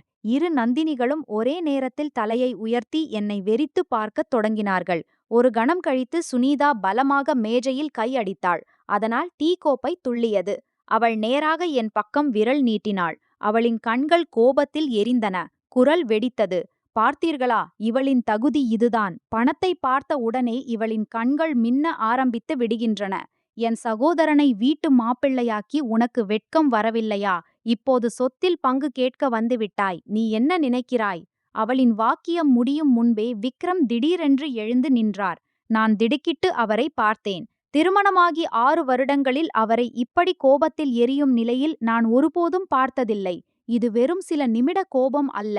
இது மிக நீண்ட காலமாக அடக்கி வைக்கப்பட்ட கோபம். அதற்கு வெறும் ஒரு சரியான தீப்பொறி தேவைப்பட்டது வெடிப்பதற்கு. அவர் இரு கைகளையும் மேஜையின் மீது வைத்தார். தன் சகோதரியை நோக்கி சாய்ந்தார். அவர்களின் குரல் மிகவும் கனமாக இருந்தது. அதை கேட்டதும் பயம் ஏற்படும். அமைதியாக இரு. 6 வருடங்களாக நாங்கள் அம்மா பாபுஜிக்கு பணம் அனுப்பிக் கொண்டிருந்தோம். நீ ஒரு ரூபாய் கூட கொடுத்ததில்லை. இங்கு நின்று கத்துகிறாய். முழு வீடும் அமைதியாகிவிட்டது. யாரோ காற்றை உறிஞ்சிவிட்டது போல். சுனிதாவின் வாய் திறந்த நிலையிலேயே இருந்தது. ஆனால் அவள் உடனே பதில் சொல்ல முடியவில்லை. ஒருவேளை விக்ரம் இப்படி தொனியில் தன் மீது பேச தைரியம் வரும் என்று அவள் நினைத்திருக்கவில்லை. மாமியார் மூச்சு வாங்கினார். அவர்களின் முகம் வெளிரியது. என் சசுர் அவ்வளவு வேகமாக எழுந்தார். நாற்காலி தரையில் இழுபட்ட கடுமையான ஒலி எழுந்தது. அவர் விக்ரமுக்கு அறை கொடுக்க கையை உயர்த்தினார். என் வாயிலிருந்து விக்ரம் என்று கத்த வரும் முன்பே விக்ரம் ஒரு பக்கமாக சாய்ந்து கொண்டார். சசுரின் கை காற்றில் சுழன்று மேஜையின் ஓரத்தில் பலமாக பட்டது. அதனால் முழு டீ கெட்டில் தலைகீழாக மாறியது. சூடான டீ கொட்டி மேஜை முழுவதும் பரவியது. கோப்பைகள் உருண்டன. ஒரு கோப்பை தரையில் விழுந்து உடைந்தது. ஏற்கனவே பதற்றத்தில் இருந்த அறை இப்போது முழுமையாக குழப்பமாகிவிட்டது. மீனா அலறினாள். அவளின் முகம் சிவந்தது. அவள் என் பக்கம் கத்தினாள். வீட்டை உடைப்பவளே, நீ இந்த வீட்டுக்கு வந்ததிலிருந்து ஒரு நாள் கூட அமைதி இல்லை. நீ இவனை தூண்டாவிட்டால் இவனுக்கு அம்மா அப்பாவிடம் அநாகரீகமாக பேச தைரியம் வராது. என் மாமியார் தலையை பிடித்து கொண்டு அழத் தொடங்கினார். அழுதபடி மார்பை தட்டினார். அடே பகவானே, நான் எப்படிப்பட்ட மகனை பெற்றேன்? ஒரு பெண்ணுக்கு பின்னால் இவன் தன் அம்மா அப்பாவுடன் சண்டையிடத் தொடங்கிவிட்டான். இந்த அழுகைக்கும் கூச்சலுக்கும் நடுவே விக்ரம் யாரையும் பார்க்கவில்லை. அவர் தன் பாக்கெட்டில் இருந்து போனை எடுத்தார். சில பட்டன்களை அழுத்தி ஸ்பீக்கரை ஆன் செய்தார். முதல் குரல் கேட்ட உடனேயே நான் அடையாளம் கண்டு கொண்டேன். அது அதே ரெக்கார்டிங் தான். சசுரின் குரல் அந்த அறையில் தெளிவாக எதிரொலித்தது. நீங்கள் எனக்கு கொடுத்த பணத்தை நான் யாருக்கு வேண்டுமானாலும் கொடுப்பேன். இது என் உரிமை. எல்லாம் ஒரு கணம் உறைந்து போயின. சுனிதாவின் முகம் வெளிரியது. மீனா திட்டுவதற்காக வாயை திறந்திருந்தவள் அப்படியே நின்றுவிட்டாள். மாமியார் அழுகையை நிறுத்தினார். அவர்களின் கண்கள் போனை பயத்துடன் பார்த்தன, பேயை பார்த்தது போல். ஆனால் சசுர் அப்படியே நின்றிருந்தார். அவர்களின் கை இன்னும் தீ கொட்டிய மேஜையின் மீது இருந்தது. அவர்களின் முகம் கோபத்தாலும் பிடிபட்டதன் வெட்கத்தாலும் சிவந்தது. விக்ரம் ரெக்கார்டிங்கை நிறுத்தினார். வங்கி ஸ்டேட்மெண்ட்களின் குவியலை மேஜையின் மீது வீசினார். காகிதங்கள் காற்றில் பறந்து டீ மீது விழுந்து ஈரமாகின. ஆனால் சிவப்பு பேனாவால் அடிக்கோடிடப்பட்ட வார்த்தைகள் இன்னும் தெளிவாக தெரிந்தன. அவர் கீழே விரல் காட்டியபடி சொன்னார். அவர்களின் குரல் பனிக்கட்டி போல் குளிர்ந்திருந்தது. இது பரிசா? எந்த பரிசில் ஒவ்வொரு மாதமும் தெளிவாக வீடு வாங்குவதற்கான பங்களிப்பு, ஃப்ளாட்டுக்கான பங்களிப்பு, அம்மா பாபுஜியிடம் அமானத் என்று எழுதப்பட்டிருக்கும். நீங்கள் யாரை ஏமாற்றுகிறீர்கள்? நான் அங்கேயே உட்கார்ந்திருந்தேன். என் உடல் முழுவதும் சிலிர்த்தது. என் இதயம் படபடத்துக் கொண்டிருந்தது. ஒவ்வொரு இரவும் நான் தூங்கும் அந்த மனிதர், நிராசையில் தலாக் காகிதங்களில் கையெழுத்திட தயாரான அந்த மனிதர், இன்று என் முன் நின்றிருந்தார். தன் சொந்த குடும்பத்தின் பொய்க் கொள்கைகளை அம்பலப்படுத்திக் கொண்டிருந்தார். அவர்களின் முன்பாகவே சண்டையால் அல்ல, கோபத்தால் அல்ல, ஆதாரங்களால், அவர்களின் சொந்த வார்த்தைகளாலும், அவர்களே விட்டுச் சென்ற தடயங்களாலும், அவர்கள் அழித்து விடலாம் என்று நினைத்தவற்றாலும். ஆனால் இது இன்னும் முடியவில்லை. விக்ரம் தன் அம்மா அப்பாவை நோக்கித் திரும்பினார். அவர்களின் குரல் இப்போது மெல்லியதாக மாறியது. ஆனால் கேட்கும்போது இன்னும் குளிர்ந்து இருந்தது. ஒவ்வொரு வார்த்தையும் அந்த அறையில் மின்னல் போல் முழங்கியது. நான் இன்னும் கோர்ட்டில் வழக்கு தொடரவில்லை. அதற்கு காரணம் உங்களுக்கு இரக்கம் காட்டுவதால் அல்ல. இந்த வீட்டில் யாருக்கு மிக அதிக அவசரம் என்று பார்த்து கொண்டிருந்தேன். இப்போது தெளிவாக பார்க்க முடிகிறது. யாரும் ஒரு வார்த்தை கூட பேசவில்லை. வெறும் டீ சொட்டும் ஒலியும் சிலரின் உடைந்த மூச்சொலிகளும் மட்டுமே கேட்டன. அவர்கள் அனைவரும் இப்போதுதான் எல்லோருக்கு முன்பாக நிர்வாணமாகி நின்றார்கள். நான் அங்கேயே நின்று கொண்டிருந்தேன். என் கைகள் முஷ்டியாக இறுகியிருந்தன. விக்ரமை பார்த்து கொண்டிருந்தேன். என் இதயத்தில் ஒரு விசித்திரமான உணர்வு எழுந்தது. இது இனி வெறும் வலி அல்லது கோபம் அல்ல. இது ஒரு குளிர்ந்த அதிர்ச்சி. நான் மிக பயங்கரமானவன் என்று நினைத்த அந்த மனிதரின் முற்றிலும் புதிய முகத்தை பார்த்தது போல். அந்த நாளின் மோதலுக்குப் பிறகு என் மாமியார் வீட்டு மக்கள் மீண்டும் அந்த ஃபைல்களில் சைன் செய்ய வைக்கும் தைரியம் காட்டவில்லை. ஆனால் ஒரு அடி பின்வாங்கியது என்றால் அவர்கள் தோற்றுப்போனார்கள் என்று அர்த்தமல்ல. அதற்கு நேர்மாறாக, அவர்கள் இன்னும் அசிங்கமான மற்றும் அதிக வலிமிகுந்த வழியை பின்பற்றினார்கள். முன்பு காகிதங்களால் எங்கள் உரிமையை பறிக்க நினைத்தார்களென்றால், இப்போது வார்த்தைகளால் எங்களை தாக்க விரும்பினார்கள். வெறும் ஒரு இரவில் விஷயங்கள் அவ்வளவு வேகமாக பரவின. நான் தாக்குப்பிடிக்க முடியவில்லை. சசுரால் உறவினர்களிலிருந்து தொலைவில் உள்ள சித்தி சித்தப்பாக்கள் வரை அனைவருக்கும் செய்தி போய் சேர்ந்தது. நான் ஒரு பேராசைக்காரப் பெண், கணவரை அம்மா அப்பாவுக்கு எதிராக தூண்டிவிட்டு சொத்தை பிடுங்குவதற்காக அவரை மாய்காவுக்கு அழைத்துச் சென்றேன் என்று. அந்த செய்திகளில் நேரடியாக என் பெயர் இல்லை. ஆனால் யார் இலக்கு என்று அனைவரும் புரிந்து கொண்டார்கள். அதோடு நிற்கவில்லை. என் மாமியார் ஃபேஸ்புக்கில் ஒரு நீண்ட போஸ்ட் எழுதினார். போஸ்ட் ஒரு ஏமாற்றப்பட்ட அம்மாவின் வலி நிறைந்த வார்த்தைகளுடன் தொடங்கியது. அவர்கள் எழுதினார்கள் எப்படி அவர்கள் கஷ்டங்களில் மகன்களை வளர்த்தார்கள், அவனுக்கு திருமணம் செய்து வைத்தார்கள். இப்படி ஒரு வரியை எழுதினார்கள். அதைக் கேட்டு யாரும் உணர்ச்சிவசப்படாமல் இருக்க முடியாது. ஒருபோதும் நினைத்து பார்க்கவில்லை. வயதான காலத்தில் சில வீடுகளுக்காக மகன் தன் மனைவியின் சொல்லை கேட்டு அம்மா அப்பாவை இறக்க விட்டுவிட்டுச் சென்று விடுவான் என்று. இந்த போஸ்ட் காட்டுத்தீ போல் பரவியது. சிலர் கமெண்டில் அவர்களுக்கு இரக்கம் தெரிவித்தார்கள். சிலர் என்னை பேராசைக்காரி, வெட்கமற்றவள் என்று சொன்னார்கள். ஒருவர் எழுதினார், இப்படிப்பட்ட மருமகளை வீட்டை விட்டு வெளியேற்றி விடுவதே சரி.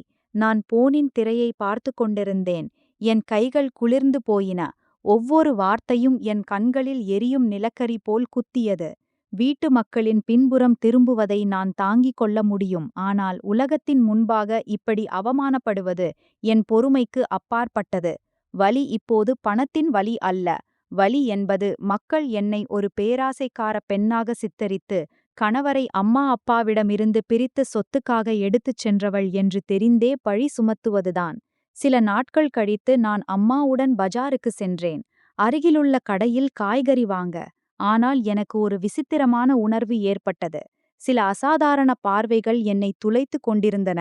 எதிரே உள்ள கடையில் இரு பெண்கள் என்னை பார்த்து பேசி சிரித்து கொண்டிருந்தார்கள். நான் திரும்பியதும் ஒருத்தி அவ்வளவு பலமாக சொன்னாள், நான் கேட்கும் அளவுக்கு, இன்றைய மருமகள்கள் மிகவும் திறமையானவர்கள். சிறிது பணம் பார்த்த உடனே கணவரை அம்மா அப்பாவிடமிருந்து பிடுங்கி விடுகிறார்கள். இப்படிப்பட்ட மருமகள் இருக்கும் வீட்டுக்கு அழிவுதான். நான் பஜாரின் நடுவில் நின்றுவிட்டேன். என் காதுகள் எரிந்தன.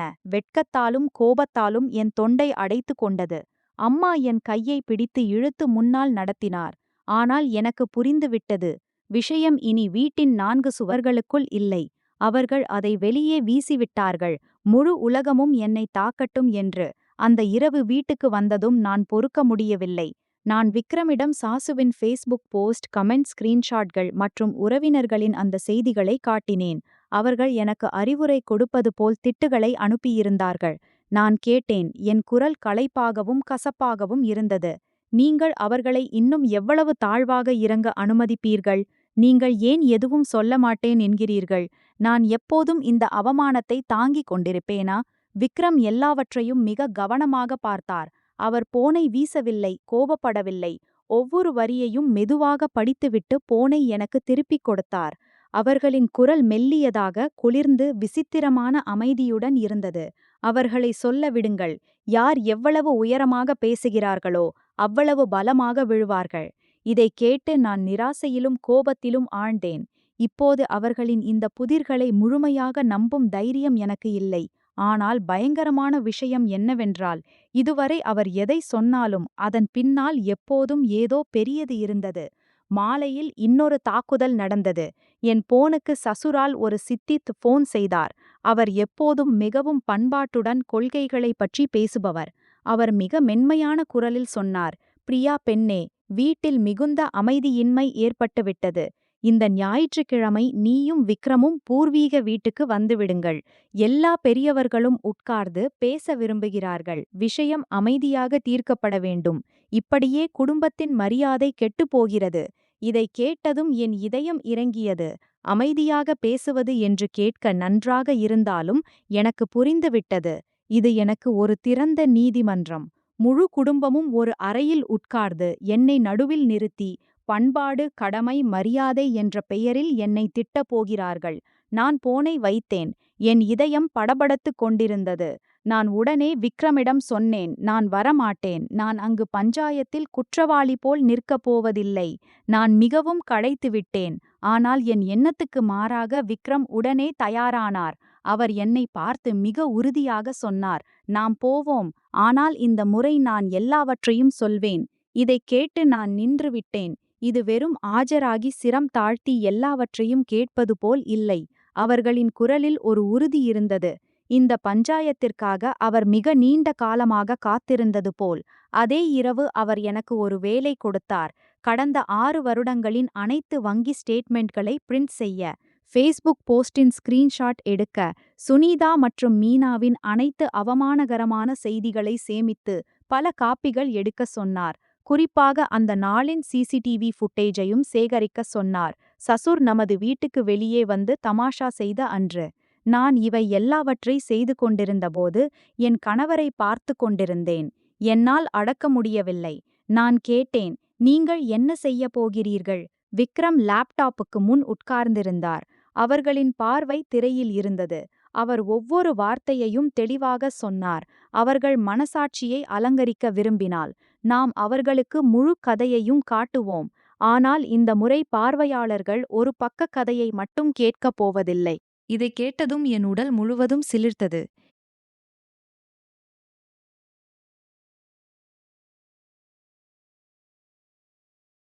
ஏற்பட்டது. அவர் இனி பாதுகாப்பு நிலையில் இல்லை. அவர் ஒரு பெரிய கூட்டத்தில் பொதுமக்கள் முன்பாக எல்லாவற்றையும் ஒரே நேரத்தில் வைக்கும் பெரிய வாய்ப்புக்காக காத்திருக்கிறார். அதே இரவு நான் காகிதங்களை பிரிண்ட் செய்து கொண்டிருந்தபோது விக்ரமின் போனுக்கு ஒரு அறியப்படாத எண்ணிலிருந்து அழைப்பு வந்தது. அவர் போனை எடுத்துக்கொண்டு பால்கனிக்குச் சென்றார். ஆனால் வீடு மிகச் சிறியதாக இருந்ததால் எனக்கு சில பேச்சுகள் கேட்டன. நீங்கள் கவலைப்பட வேண்டாம். நோட்டரி ஆபீஸ்லிருந்து உறுதி செய்யப்பட்டு விட்டது. சுனிதா வீட்டை விரைவில் விற்க விரும்புகிறாள். மீனாவுக்கு பணம் கொடுக்க வேண்டியவர்கள் மிகவும் தொந்தரவு செய்கிறார்கள். இதை மட்டும் கேட்ட உடனேயே நான் இன்னொரு அடுக்கு புரிந்து கொண்டேன். என் மாமியார் வீட்டு மக்கள் வெளியே எவ்வளவு அதிக சத்தம் போட்டுக் கொண்டிருந்தார்களோ உள்ளே அவ்வளவு அதிகமாக பயத்தில் இருந்தார்கள். அவர்கள் மரியாதைக்காக அல்ல, பணத்தின் பயத்தால் பைத்தியமாகி இருந்தார்கள். அந்த இரவு நான் மாய்காவில் என் பழைய படுக்கையில் படுத்திருந்தேன். ஆனால் எனக்கு தூக்கம் வரவில்லை. வெளியே உலகம் என்னை ஒரு பேராசைக்கார மருமகள் என்று நினைத்து கொண்டிருந்தது. வீட்டுக்குள் விக்ரம் அவ்வளவு அமைதியாக இருந்தார். அவரின் கையில் என்ன இருக்கிறது என்று என்னால் ஊகிக்க முடியவில்லை. மாமியார் வீட்டு மக்கள் எவ்வளவு துடித்துக் கொண்டிருந்தார்களோ அவ்வளவு அவர்களின் கடன், பணம் மற்றும் பீதியின் வாசனை வெளியே வந்து கொண்டிருந்தது. எனக்கு உணர்வு ஏற்பட்டது. இன்னொரு பெரிய புயல் மிக அருகில் இருக்கிறது. இந்த முறை அந்த வீட்டில் யாரும் தங்கள் நல்லவன் என்ற முகமூடியை காப்பாற்ற முடியாது. அந்த ஞாயிற்றுக்கிழமை காலையிலிருந்தே என் மனம் பாரம் கொண்டிருந்தது. நான் மனதளவில் தயாராகி இருந்தாலும் விக்ரம் இந்த முறை எல்லாவற்றையும் சொல்வேன் என்று சொன்னாலும் பூர்விக வீட்டுக்கு செல்லும் எண்ணமே என் கைகால்களை குளிர வைத்தது. சில இடங்கள் இருக்கின்றன, அங்கு மக்கள் உங்களை பேச்சை கேட்பதற்கு முன்பே உங்களை தவறு என்று நினைத்து விடுவார்கள். உங்கள் மீது பேராசைக்கார மருமகள் மற்றும் கணவரை அம்மா அப்பாவிடமிருந்து பிரிப்பவள் என்ற முத்திரை குத்தப்பட்டுவிட்டால் நீங்கள் எவ்வளவு விளக்கம் கொடுத்தாலும் மக்கள் நீங்கள் வாதம் செய்கிறீர்கள் என்றே நினைப்பார்கள். அந்த நாள் வீட்டில் மிகுந்த கூட்டம் இருந்தது. வெளியே அங்கனில் கார்கள் நிறுத்தப்பட்டிருந்தன. உள்ளே பிளாஸ்டிக் நாற்காலிகள் போடப்பட்டிருந்தன. மேஜையில் டீ மற்றும் ஸ்நாக்ஸ் வைக்கப்பட்டிருந்தன. ஒரு கடுமையான கூட்டத்திற்கான தயாரிப்பு போல். என் மாமியார் மற்றும் மாமனார் ஒரு பக்கம் உட்கார்ந்திருந்தார்கள். அவர்களின் முகத்தில் கனம் இருந்தது.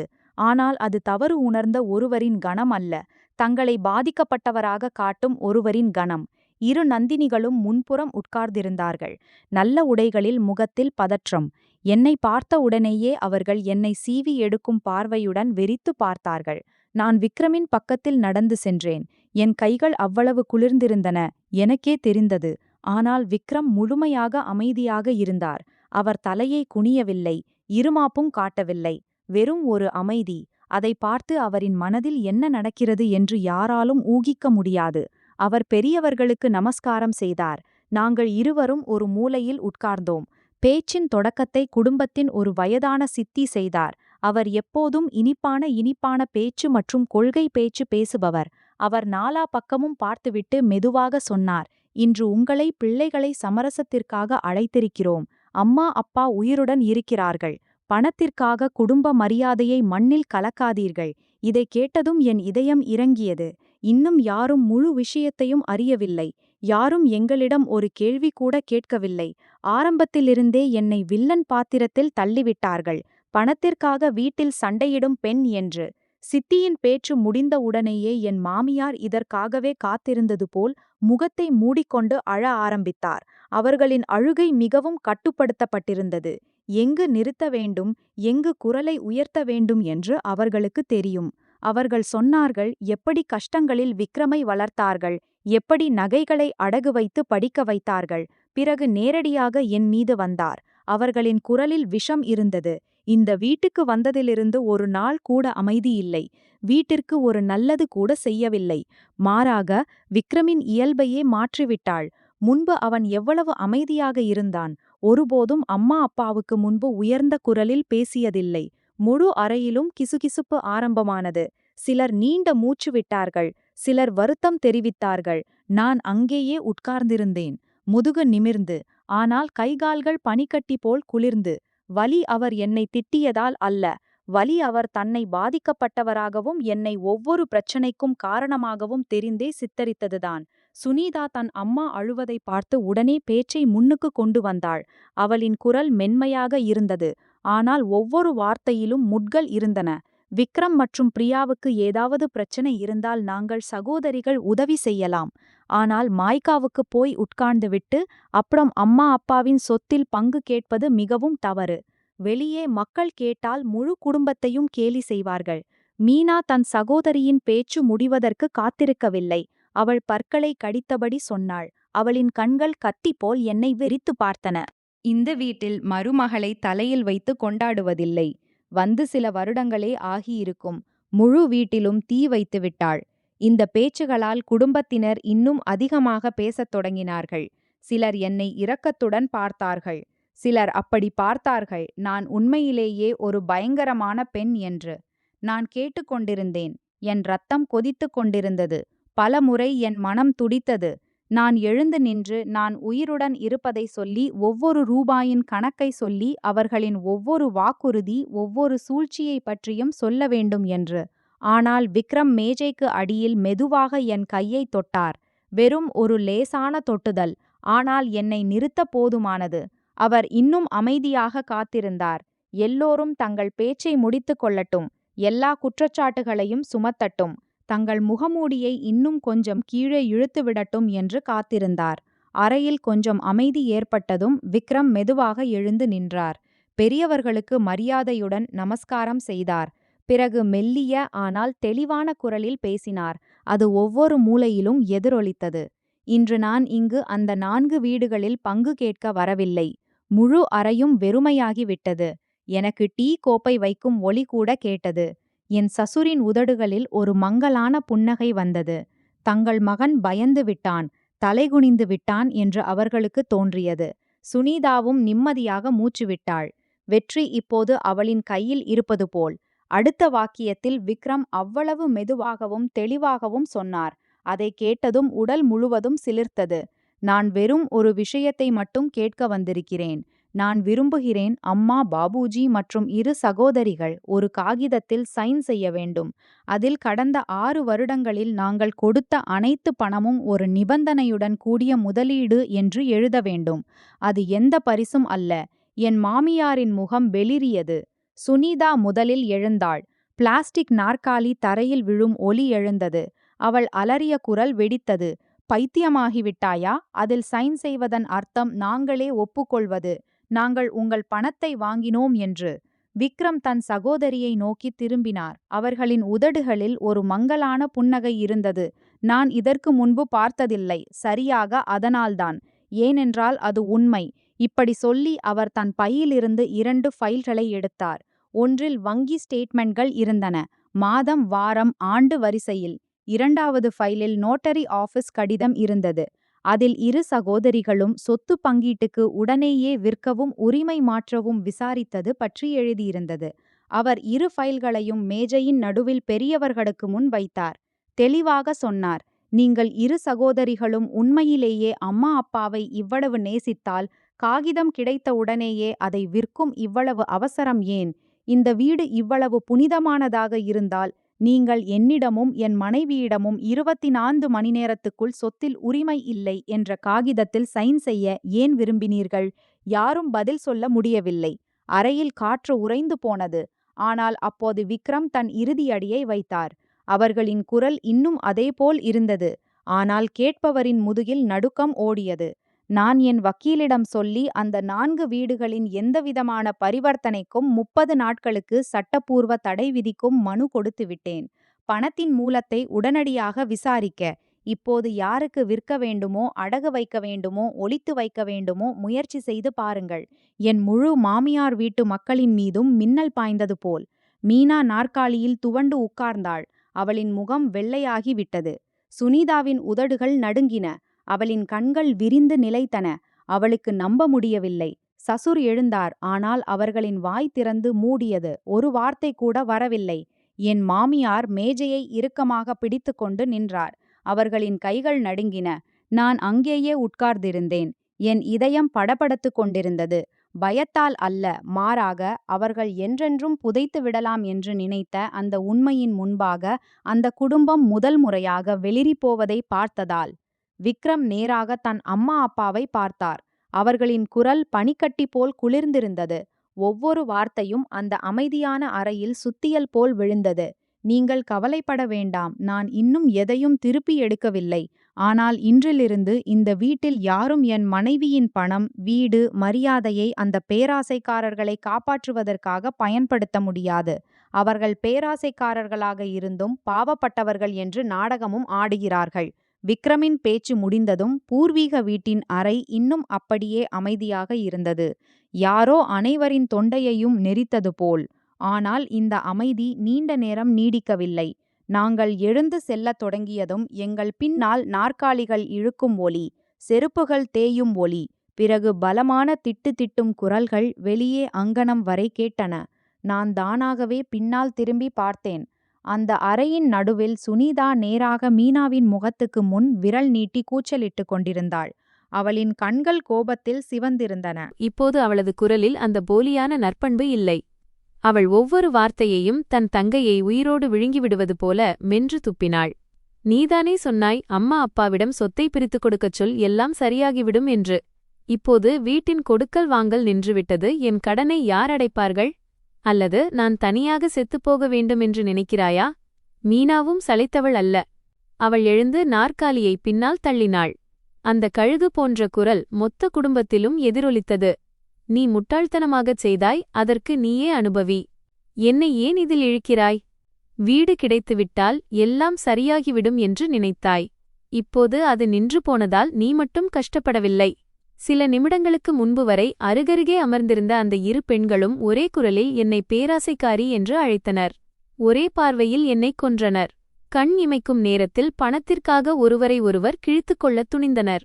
என் மாமனார் அந்த நேரத்தில் அவர் முகத்தில் எப்போதும் இருக்கும் அந்த இறுக்கம் இல்லை. அவர் தனது 2 மகள்களுக்கு இடையில் நின்று கொண்டிருந்தார். அவர் முகம் வெளுத்திருந்தது. உதடுகள் கோபத்தாலும் பதற்றத்தாலும் நடுங்கின. அவரை இவ்வளவு அமைதியற்றவராக நான் பார்த்ததில்லை. அவர் பற்களை கடித்துக்கொண்டு வாசலில் நின்றிருந்த விக்ரமை பார்த்தார். இப்போது அவர் குரல் தாழ்ந்திருந்தது. விக்ரம், அந்த மனுவை திரும்பப் பெற்றுக்கொள். எதுவாக இருந்தாலும் வீட்டில் உட்கார்ந்து பேசித் தீர்த்து கொள்ளலாம். அந்நியர்களுக்கு முன்னால் வேடிக்கை காட்டுவதால் என்ன பயன்?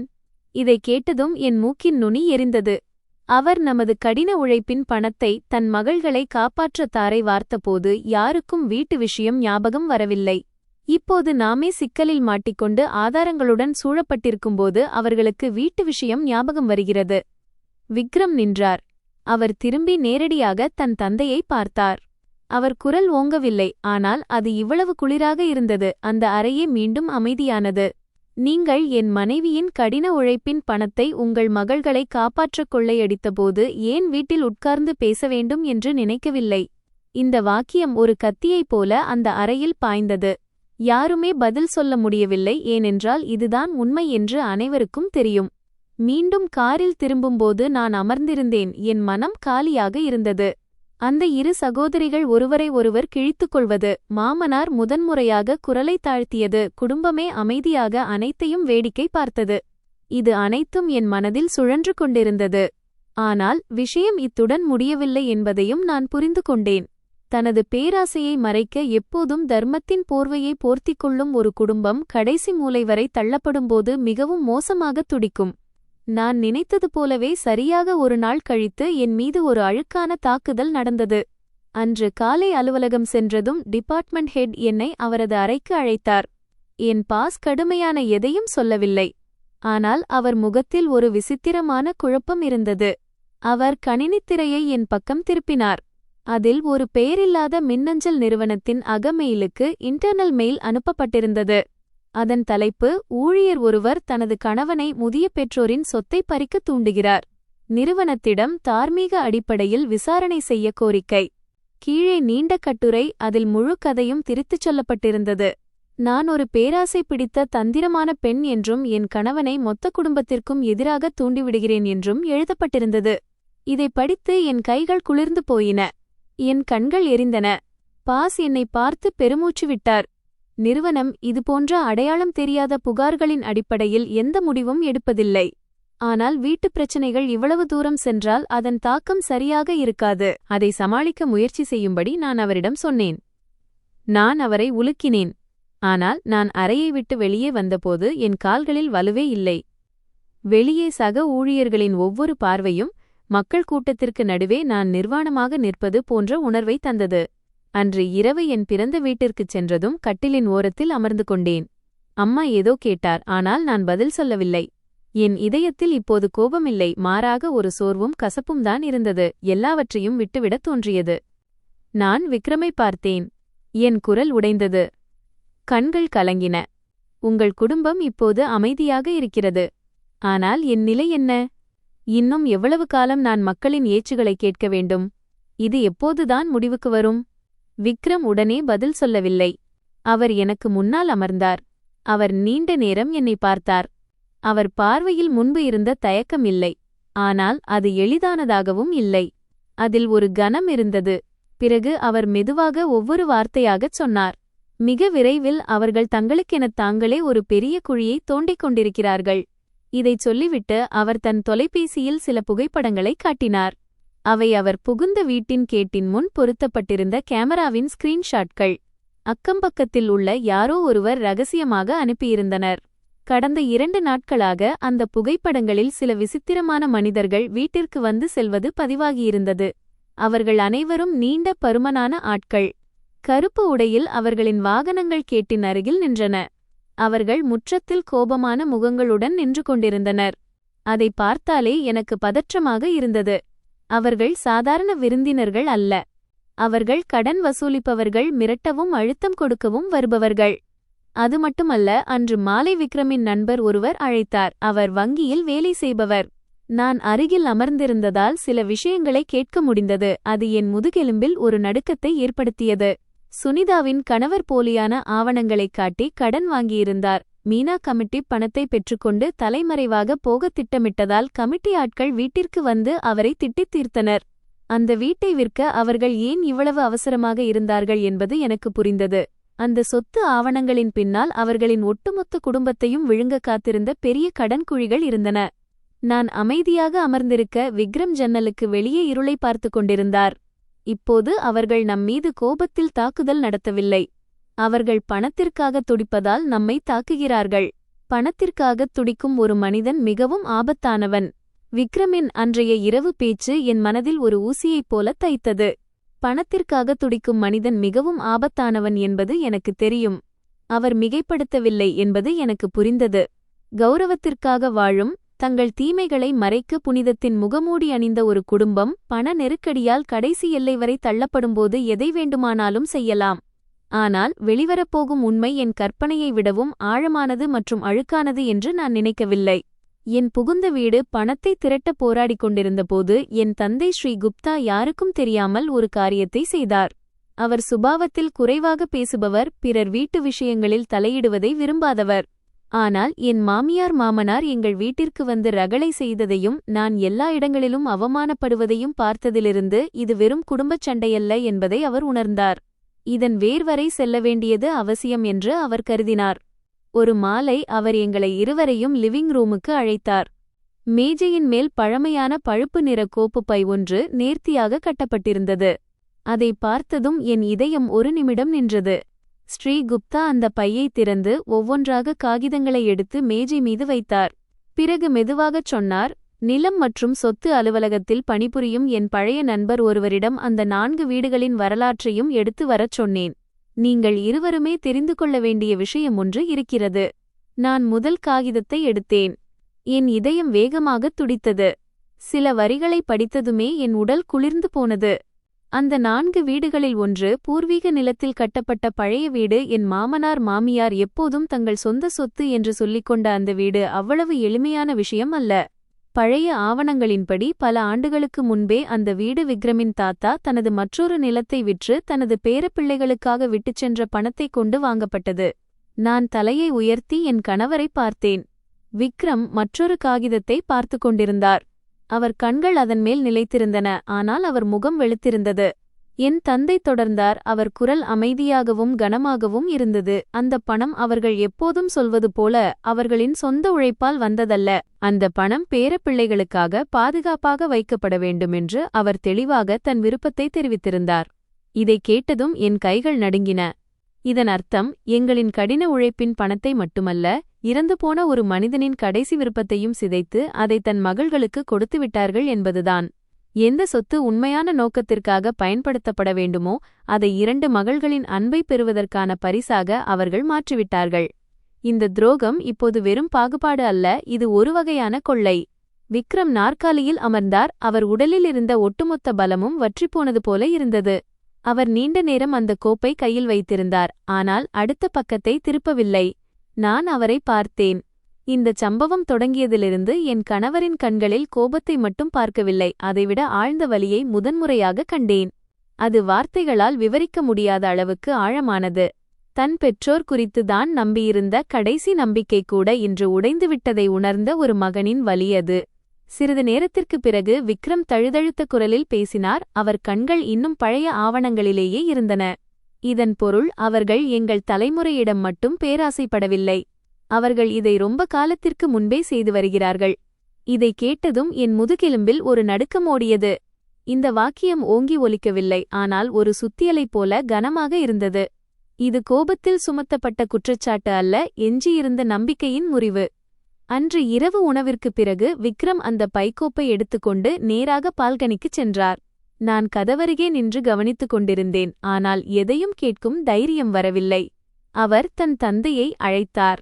அவர் குரலில் இப்போது எந்த மரியாதையும் இல்லை. ஜி என்றோ ஆம் என்றோ எந்தச் சொல்லும் இல்லை. நான் பயந்து போகும் அளவுக்கு அதில் ஒரு குளிர்ச்சி இருந்தது.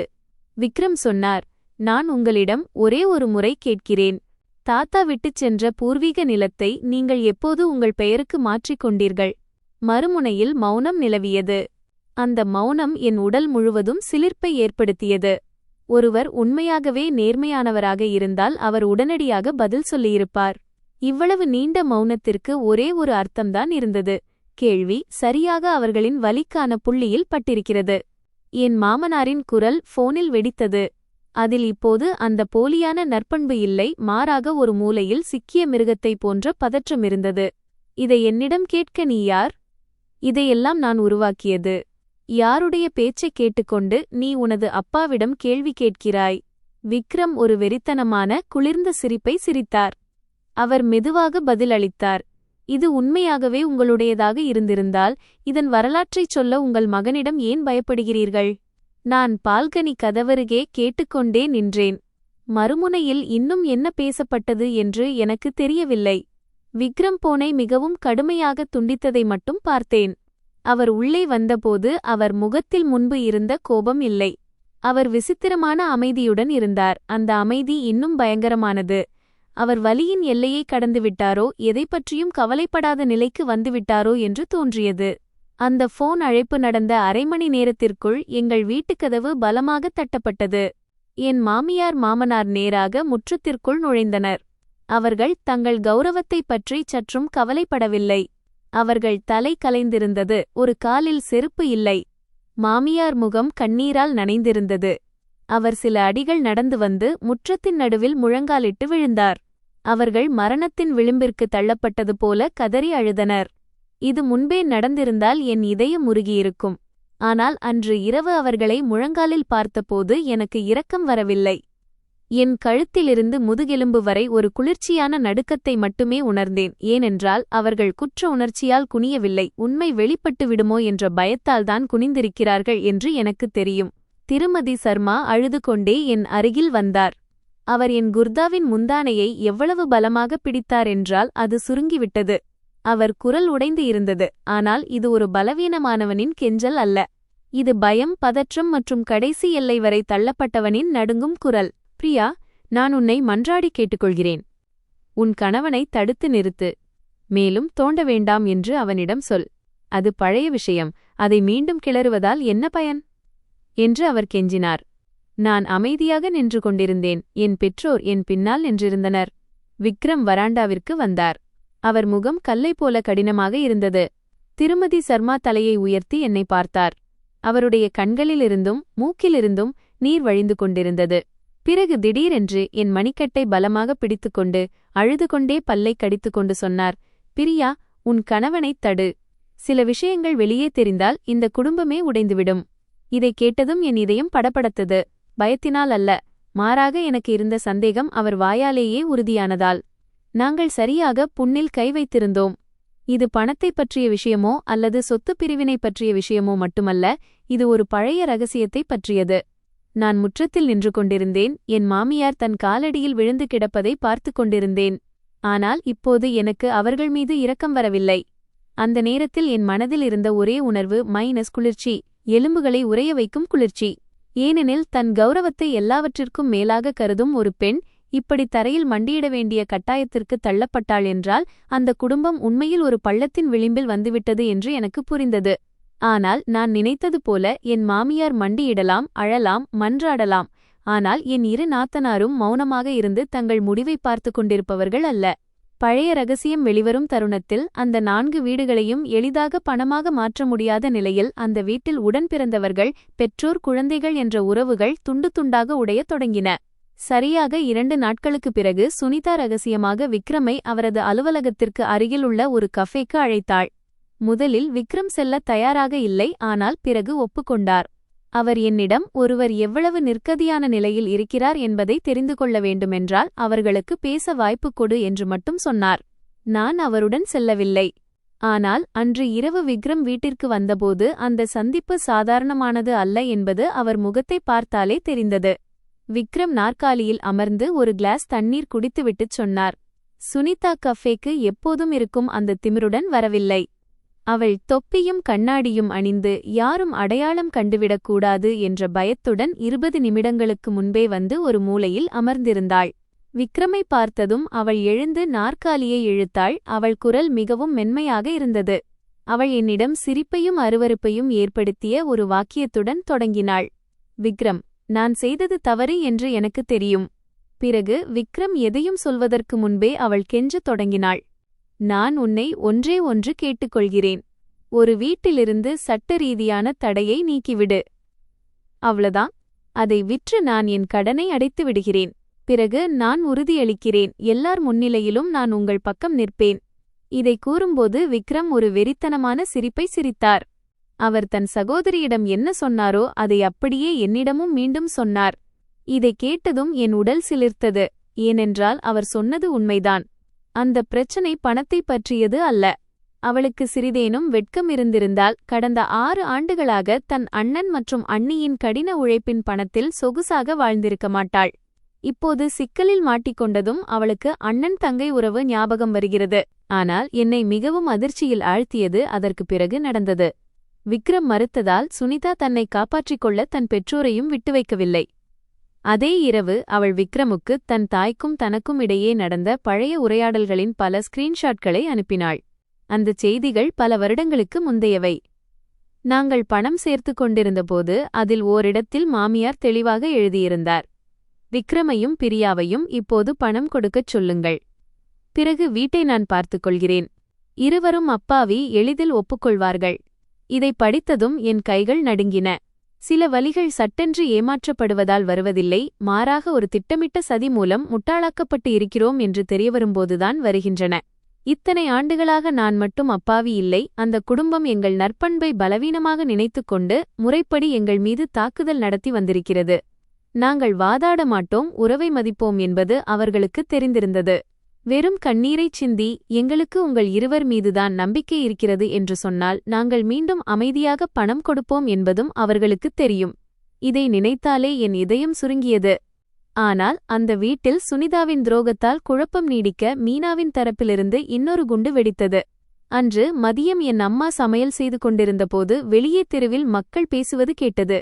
10 நிமிடத்திற்குள் என் போனுக்கு ஒரு வீடியோ வந்தது. வீடியோ நடுங்கிக் கொண்டிருந்தது. அக்கம்பக்கத்தில் யாரோ மறைந்திருந்து எடுத்தது என்பது தெளிவாக தெரிந்தது. வீடியோவில் என் மாமனார் வீட்டின் கேட் வெளியே கூட்டம் கூடியிருந்தது. கலைந்த தலைமுடியுடன் ஒரு நடுத்தர வயது பெண் ஒரு கையை இடுப்பில் வைத்துக்கொண்டு மற்றொரு கையில் போனை வைத்துக்கொண்டு நேரலையில் லைவ் ஸ்ட்ரீம் கத்திக் கொண்டிருந்தாள். கூட்டத்திற்கு நடுவே மீனா வாசலுக்கு அருகில் விழுந்து கிடந்தாள். அவள் முகம் வெளுத்திருந்தது. அந்தப் பெண் கத்திக் கொண்டிருந்தாள். கமிட்டிப் பணத்தை பெற்றுக்கொண்டு இப்போது தாய் தந்தை வீட்டில் மறைந்திருக்கிறாள். வெளியே கூட்டம் கூச்சலிட்டது. அப்போது திடீரென்று மீனா கத்தினாள். அவள் குரல் உடைந்தது. துணிச்சல் இருந்தால் என் பெற்றோர் வீட்டிலிருந்து பணத்தை கேளுங்கள். என் பணம் அனைத்தும் இவர்களது வீடுகளில்தான் முதலீடு செய்யப்பட்டுள்ளது. இதை பார்த்ததும் நான் அதிர்ச்சியில் உறைந்து போனேன். ஒரே வாக்கியத்தில் மீனா அனைத்தையும் ஒப்புக்கொண்டு விட்டாள். பெற்றோர் அவர்களுக்கு கொடுத்த சொத்து அவர்கள் வாழ்வதற்கு அல்ல. அது அவர்கள் எப்போதும் முழக்கமிட்டது போல முதிய வயதிற்கான ஊன்றுகோலும் அல்ல. அவர்களுக்கு அது வெறும் ஒரு பெரிய உண்டியல். தேவைப்படும்போது எடுங்கள், நெருக்கடியில் அடகு வையுங்கள், கடன் சுமையில் மூழ்கினால் விற்றுவிடுங்கள். வீடியோவில் சூழ்நிலை இன்னும் மோசமானது. என் மாமனார் வீட்டை விட்டு வெளியே வந்தார். அவர் முகம் கோபத்தில் சிவந்திருந்தது. கைகள் நடுங்கின. பிறகு முற்றத்தின் நடுவில் இத்தனை அண்டை வீட்டார் முன்னிலையிலும் நேரலை செய்து கொண்டிருந்த போனுக்கு முன்னாலும் அவர் மீனாவை ஓங்கி ஒரு அறை அறைந்தார். அந்த சத்தம் அவ்வளவு பலமாக இருந்தது. அதை பார்த்த எனக்கே அதிர்ச்சியாக இருந்தது. ஆனால் அந்த அறையில் முன்பு இருந்த பலம் இல்லை. மீனா கன்னத்தை தடவிக்கொண்டாள். சில நொடிகள் அமைதியாக நின்றுவிட்டு திடீரென்று சிரிக்கத் தொடங்கினாள். ஒரு விகாரமான பைத்தியக்காரத்தனமான விஷம் கலந்த சிரிப்பு. அவள் நேராக தன் தந்தையை சுட்டிக்காட்டி கத்தினாள். என்னை ஏன் அடிக்கிறீர்கள்? எவன் ஒருவன் புத்திசாலியோ அவனுக்குத்தான் பங்கு கிடைக்கும் என்று நீங்கள்தானே எனக்கு சொல்லிக் கொடுத்தீர்கள்? இந்த வாக்கியம் ஒரு கத்தியைப் போல மீண்டும் அவர்கள் மீதே பாய்ந்தது. வீடியோவில் என் மாமியார் நெஞ்சை பிடித்துக்கொண்டு படிக்கட்டுகளில் அமர்ந்தார். சுனிதா எப்போது அங்கிருந்தாள் என்று தெரியவில்லை. கைகளை கட்டிக்கொண்டு தன் தங்கை அடிவாங்குவதை பார்த்து கொண்டிருந்தாள். அவள் கொஞ்சமும் தடுக்கவில்லை. வீடியோவின் இறுதியில் அவள் சலிப்புடன், அம்மா இவளை கொஞ்சிக் கொஞ்சி கெடுத்துவிட்டார்கள், அதனால் இப்போது அம்மாவே இவளை அனுபவிக்கட்டும் என்று மட்டும் சொன்னாள். நான் போனை அணைத்தேன். என் உடல் இன்னும் நடுங்கிக் கொண்டிருந்தது. இதைத்தான் கர்மவினை என்பார்களோ? ஆனால் இந்தச் சம்பவத்தை பார்த்தபோது நான் நினைத்த அளவுக்கு எனக்கு மகிழ்ச்சி ஏற்படவில்லை. எனக்கு பயமாக இருந்தது. ஏனெனில் நான் மிகத் தெளிவாக பார்த்தேன். ஒரு வீடு பணத்தால் பிணைக்கப்பட்டிருக்கும் வரை மட்டுமே அங்கே போலி உறவுகள் இருந்தன. பணம் தீர்ந்ததும், கடன் தலைக்கு மேல் ஏறியதும், நன்மைகள் மோதிக்கொண்டபோது சொந்த ரத்தம் கூட ஒருவரை ஒருவர் கிழித்துக் கொள்ள தயாரானது. அதே இரவு விக்ரம் மேஜையில் அமர்ந்து லேப்டாப்பை திறந்தார். அனைத்து வங்கி ஸ்டேட்மெண்ட்கள், ரெக்கார்டிங்குகள், சுனிதா அனுப்பிய செய்திகள் மற்றும் வீட்டின் கேட் முன் நடந்த நேரலை வீடியோ என அனைத்தையும் தொகுத்து தன் வழக்கறிஞருக்கு அனுப்பிவிட்டார். இனி யோசிப்போம், பார்ப்போம் அல்லது வாய்ப்பு கொடுப்போம் என்ற பேச்சுக்கே இடமில்லை. அவர் ஒரே நேரத்தில் மிக உறுதியாக அனைத்தையும் முடித்துவிட்டார். வேலையை முடித்துவிட்டு அவர் சில போன் அழைப்புகளை செய்தார். அவர் குரல் தெளிவாகவும் சுருக்கமாகவும் இருந்தது. அவர் குடும்பத்தின் அனைத்து உறுப்பினர்களையும் ஒரு கூட்டத்திற்கு அழைத்தார். அதில் சட்டப்பிரதிநிதியும் இருப்பார். இனி யாரும் அழுது கொண்டோ குற்றம் சுமத்திக் கொண்டோ அல்லது கொள்கைகளை பேசியோ தப்பித்துச் செல்ல முடியாது. இது ஒரு உணர்ச்சிகரமான குடும்ப கூட்டமாக இருக்காது. அன்று இரவு என் கணவரை பார்த்தபோது எனக்கு விசித்திரமாக இருந்தது. அந்த வீடு உண்மையில் உடைந்து கொண்டிருந்தது. வெளியாட்களின் தாக்குதலால் அல்ல, மாறாக உள்ளே இருப்பவர்களே தங்களை காப்பாற்றிக் கொள்ள ஒருவரை ஒருவர் மிதித்துக் கொண்டு அழிந்து கொண்டிருந்தனர். அந்த இரு நாத்தனாரும் இப்போது தங்கள் பெற்றோர் பக்கம் இல்லை. அவர்கள் தங்கள் பெற்றோரையுமே விற்கத் தொடங்கிவிட்டனர். ஒருவரை ஒருவர் கிழித்துக்கொண்டு தங்கள் நற்பண்பு என்ற எஞ்சியிருந்த முகமூடியையும் கிழித்தெறிந்தனர். நான் ஒரு உண்மையை உணர்ந்தேன். அதை இதற்கு முன்பு இவ்வளவு ஆழமாக நான் உணர்ந்ததில்லை. சில கடன்களை அடைக்க வெளியாட்கள் தேவையில்லை. பணம் தீரும்போது சொந்தங்களே ஒருவரை ஒருவர் கிழித்துக் கொண்டு அழிந்து விடுவார்கள். வழக்கறிஞருடன் அமர்ந்து பேசுவதற்காக வார இறுதி மதியம் ஒரு நேரம் ஒதுக்கப்பட்டது. அது விக்ரமுக்கு தெரிந்த ஒரு வழக்கறிஞரின் அலுவலகத்தில் நடந்தது. விக்ரம் ரகசியமாக முன்பே அவருடன் தொடர்பில் இருந்தார். அங்கிருந்து கிளம்பும்போது விக்ரம் அந்த 4 வீடுகளிலிருந்து தனது பங்கை கேட்கப் போகிறார் என்றுதான் நான் நினைத்தேன். உண்மையைச் சொல்லப்போனால் இவ்வளவு நடந்த பிறகு எங்களுக்கு கிடைக்க வேண்டிய பங்கு கிடைத்தால் அது சரியாகத்தான் இருக்கும் என்று நானும் நினைத்தேன். பேராசையினால் அல்ல, அது எங்கள் உண்மையான உழைப்பு, எங்கள் பணம், எங்கள் வியர்வை என்பதால். ஆனால் நான் அலுவலகத்தில் நாற்காலியில் அமர்ந்து விக்ரம் அமைதியாக கோப்புகளை மேஜையின் மீது வைத்ததைக் கண்டபோது அவர் வேறு ஏதோ ஒன்றைத்தான் யோசித்துக் கொண்டிருக்கிறார் என்பது எனக்கு புரிந்தது. அவர்கள் தங்கள் ஒட்டுமொத்த குடும்பத்தின் உண்மையை அனைவர் முன்னிலையிலும் வெளிப்படுத்தினார்கள் என்பது எனக்கு எவ்வளவு அதிர்ச்சியாக இருந்ததோ அதைவிடவும் அதிகமான அதிர்ச்சியை அந்த வழக்கறிஞர் அலுவலக அறை கொடுத்தது. அந்த அறை என் கற்பனையை விடவும் நிரம்பி வழிந்தது. வழக்கறிஞரை தவிர என் மாமியார், மாமனார், 2 நாத்தனார்கள், சுனிதாவின் கணவர், நோட்டரி அலுவலக பிரதிநிதி மற்றும் குடும்பத்தின் சில பெரியவர்கள் என அனைவரும் சாட்சிகளாக அழைக்கப்பட்டிருந்தனர். பின்னாளில் யாரும் தங்களை வற்புறுத்தி கையெழுத்து வாங்கினார்கள் என்று சொல்லக்கூடாது என்பதற்காகவே இது செய்யப்பட்டது. அறையில் இருந்த காற்று எவ்வளவு கனமாக இருந்தது என்றால் சுவாசிப்பதற்கே சிரமமாக இருந்தது. என் மாமனார் மேஜையின் மறுபக்கம் அமர்ந்திருந்தார். அவர் முகம் வெளுத்திருந்தது. மாமியார் தன் பர்ஸை பிடித்துக்கொண்டு சுருங்கி அமர்ந்திருந்தார். கண்கள் வீங்கியிருந்தன. பல இரவுகளாக உறங்காதது போல தெரிந்தன. சுனிதா மற்றும் மீனாவின் முகங்களில் பதற்றம் தெளிவாக தெரிந்தது. அனைவரும் அமர்ந்ததும் வழக்கறிஞர் கூட்டத்தின் நோக்கத்தை விளக்கினார். அவர் விரிவாக விளக்குவதற்கு முன்பே மீனா விக்ரமை சந்தேக பார்வையுடன் பார்த்தாள். சுனிதா தன்னை அமைதியாக காட்டிக்கொள்ள முயன்றாள். ஆனால் அவள் கைகள் நடுங்கிக் கொண்டிருந்தன. விக்ரம் இன்று சொத்துக்களை பங்கிடத்தான் வந்திருக்கிறார், சொத்துக்காக நீண்ட போரை தொடங்கப் போகிறார் என்றுதான் அனைவரும் நினைத்தனர். நானும் அப்படித்தான் நினைத்தேன். ஆனால் விக்ரம் வாய் திறந்ததும் அந்த அறையே அமைதியானது. அவர் நிமிர்ந்து அமர்ந்து அனைவரையும் ஒருமுறை பார்த்துவிட்டு மிகவும் மெதுவாகச் சொன்னார், இன்று நான் இங்கே அந்த 4 வீடுகளின் பெயர்களை பதிவு செய்ய வரவில்லை. எனக்கு அந்த வீட்டின் ஒரு செங்கல் கூட தேவையில்லை. இதை சொல்லிவிட்டு ஒரு கணம் நிறுத்தினார், அனைவரும் தன் பேச்சை உள்வாங்க அவகாசம் அளிப்பது போல. பிறகு அவர் தொடர்ந்தார். அவர் குரல் குளிர்ந்தும் உறுதியாகவும் இருந்தது. ஆனால் நான் 3 விஷயங்களை விரும்புகிறேன். நான் அவர் அருகில் அமர்ந்திருந்தேன். என் இதயம் படபடத்தது. என் புகுந்த வீடு மட்டுமல்ல, நானும் அதிர்ச்சியில் உறைந்தேன். விக்ரம் வழக்கறிஞரிடம் ஒரு கோப்பை கொடுத்துவிட்டுச் சொன்னார், முதலாவது, கடந்த 6 ஆண்டுகளில் நாங்கள் கொடுத்த அனைத்து பணமும் நிபந்தனையுடன் கூடிய முதலீடு, அன்பளிப்பு அல்ல என்பதை உறுதிப்படுத்தும் வகையில் மாமியாரும் மாமனாரும் ஒரு காகிதத்தில் கையெழுத்திட வேண்டும். அப்போதுதான் சட்டப்பூர்வமாக அந்த பணத்தை எங்களால் திரும்பப் பெற முடியும். இந்த வாக்கியம் முடிந்ததும் என் மாமியார் விக்ரமை பார்த்தார். தன் மகன் வீட்டை கேட்காமல் உண்மையை எதிர்கொள்ளச் சொல்கிறான் என்பதை அவர்களால் நம்பவே முடியவில்லை. விக்ரம் யாருடைய எதிர்வினைக்காகவும் காத்திருக்கவில்லை. பொய்களைப் பரப்பி சமூக ஊடகங்களில் என் மனைவியின் நற்பெயருக்கு களங்கம் விளைவித்தார்கள். இதைக் கேட்டதும் என் மூக்கின் நுனி எரிந்தது. மகிழ்ச்சியால் அல்ல, மாறாக நான் அனுபவித்தவை சாதாரணமானவை அல்ல. அது ஒரு உண்மையான அவமானம். அதற்கு மரியாதையுடன் பதிலளிக்கப்பட வேண்டும் என்பதை கூட்டத்திற்கு நடுவே முதன்முதலாக யாரோ ஒருவர் சொல்கிறார் என்ற உணர்வினாள். பிறகு விக்ரம் தனது 3வது மற்றும் கடைசி நிபந்தனையைச் சொன்னார். அது அந்த அறையையே மூச்சுத் திணறச் செய்தது. தாத்தாவின் பணத்தால் கட்டப்பட்ட பூர்வீக நிலம் சொத்து பிரிவினையிலிருந்து பிரிக்கப்பட வேண்டும். அது வழிபாட்டிற்காக பாதுகாக்கப்பட வேண்டும். இன்று முதல் அதை யாரும் தங்கள் விருப்பப்படி விற்கவோ அல்லது அடகு வைக்கவோ முடியாது. இந்த வாக்கியம் முடிந்ததும் என் மாமனார் உயிரற்றவர் போலானார். அவர் மௌனமாக அமர்ந்திருந்தார். கண்கள் மேஜையின் மீது நிலைத்திருந்தன. அந்த அதிகாரம் இப்போது அவரிடம் இல்லை. சில நொடிகள் வரை யாரும் பேசவில்லை. ஆனால் இந்த அமைதி புயலுக்கு முந்தைய அமைதி. சுனிதா முதன்முதலாக கோபத்தில் வெடித்தாள். அவள் மேஜையின் மீது ஓங்கி அடித்ததில் தண்ணீர் கிளாஸ் சரிந்தது. அவள் கத்தினாள், உனக்கு பைத்தியமா? உனக்கு வீடு தேவையில்லை, ஆனால் மொத்த வீட்டின் மரியாதையை மண்ணில் புதைக்க நினைக்கிறாயா? வெளியாட்கள் நம்மை பார்த்துச் சிரிக்க வேண்டுமா? விக்ரம் தன் சகோதரியை திரும்பினார். அவர் முகத்தில் எந்த உணர்ச்சியும் இல்லை. அவர் கண்களில் இருந்த குளிர்ச்சி என்னையே பயப்பட வைத்தது. அவர் மெதுவாக பதிலளித்தார், இந்த வீட்டின் மரியாதையை நான் மண்ணில் புதைக்கவில்லை. நீங்கள் அனைவரும் என் மனைவியை பால் கொடுக்கும் மாடு என்று நினைத்த அந்த நாளிலேயே அது மண்ணில் புதைந்து விட்டது. இந்த வாக்கியம் ஒரு கல்லை போல அந்த அறையில் விழுந்தது. இப்போது யாரும் விவாதிக்க முடியாது, ஏனெனில் இது மிகத் தெளிவான உண்மை. அந்த உண்மை எப்போதும் தைக்கும். என் மாமியார் தன் முகத்தை மறைத்துக் கொண்டார்.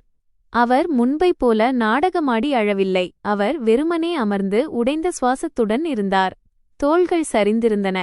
விக்ரம் கேட்பது வெறும் பணம் மட்டுமல்ல என்பதை, அவர் வீட்டை எடுத்துக்கொள்ள விரும்பவில்லை என்பதை அவர்கள் அப்போதுதான் புரிந்து கொண்டிருக்கக்கூடும். அவர்கள் விரும்புவது என்னவென்றால், தாங்கள் பல ஆண்டுகளாக செய்த தவறுகளை மைனஸ் தவறான முறையில் பணத்தை பெற்றது, பொய் சொன்னது, குற்றச்சாட்டுகளை சுமத்தியது மற்றும் உறவுகளை துஷ்பிரயோகம் செய்தது ஆகியவற்றை மைனஸ் அனைவர் முன்னிலையிலும் அவர்கள் ஒப்புக்கொள்ள வேண்டும் என்பதுதான்.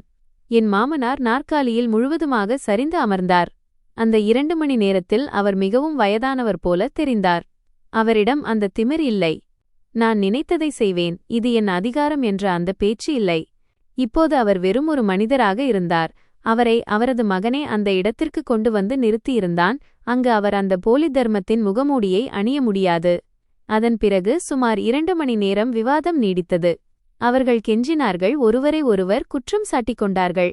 இது வீட்டு விஷயம், பெற்றோருக்கு சில கட்டாயங்கள் இருக்கும், குழந்தைகளை மன்னித்துவிட வேண்டும் என்று சொல்ல முயன்றார்கள். ஆனால் இந்த முறை அவர்களின் ஒவ்வொரு வார்த்தைக்கும் முன்னால் ஆதாரங்கள் இருந்தன.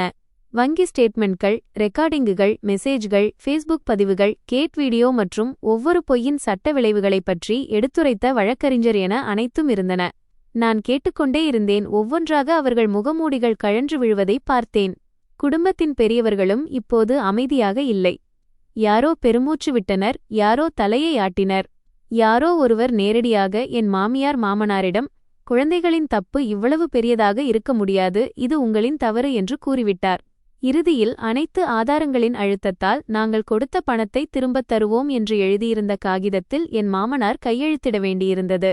அவர் கைகள் எவ்வளவு நடுங்கின என்றால், கையெழுத்திட்ட பிறகு அவர் சில நொடிகள் ஓய்வெடுக்க வேண்டியிருந்தது. மாமியார் அதற்குப் பிறகு கையெழுத்திட்டார். அவர் மணிக்கெட்டு நடுங்கியது. அவரது கையெழுத்து மிகவும் கோணலாக இருந்தது, ஒரு நோயாளி எழுதியது போல இருந்தது. அந்த 2 சகோதரிகளும் இறுதியில் கையெழுத்திட்டனர். இருவரின் முகங்களும் வெளிறிப் போயிருந்தன. அவர்களிடம் இப்போது அந்த திமிர் இல்லை. ஏதோ ஒருவரின் மொத்த இரத்தமும் உறிஞ்சப்பட்டது போல அவர்கள் தோன்றினர். அந்த நிலையை பார்த்தபோது நான் எதிர்பார்த்த மகிழ்ச்சி எனக்கு ஏற்படவில்லை.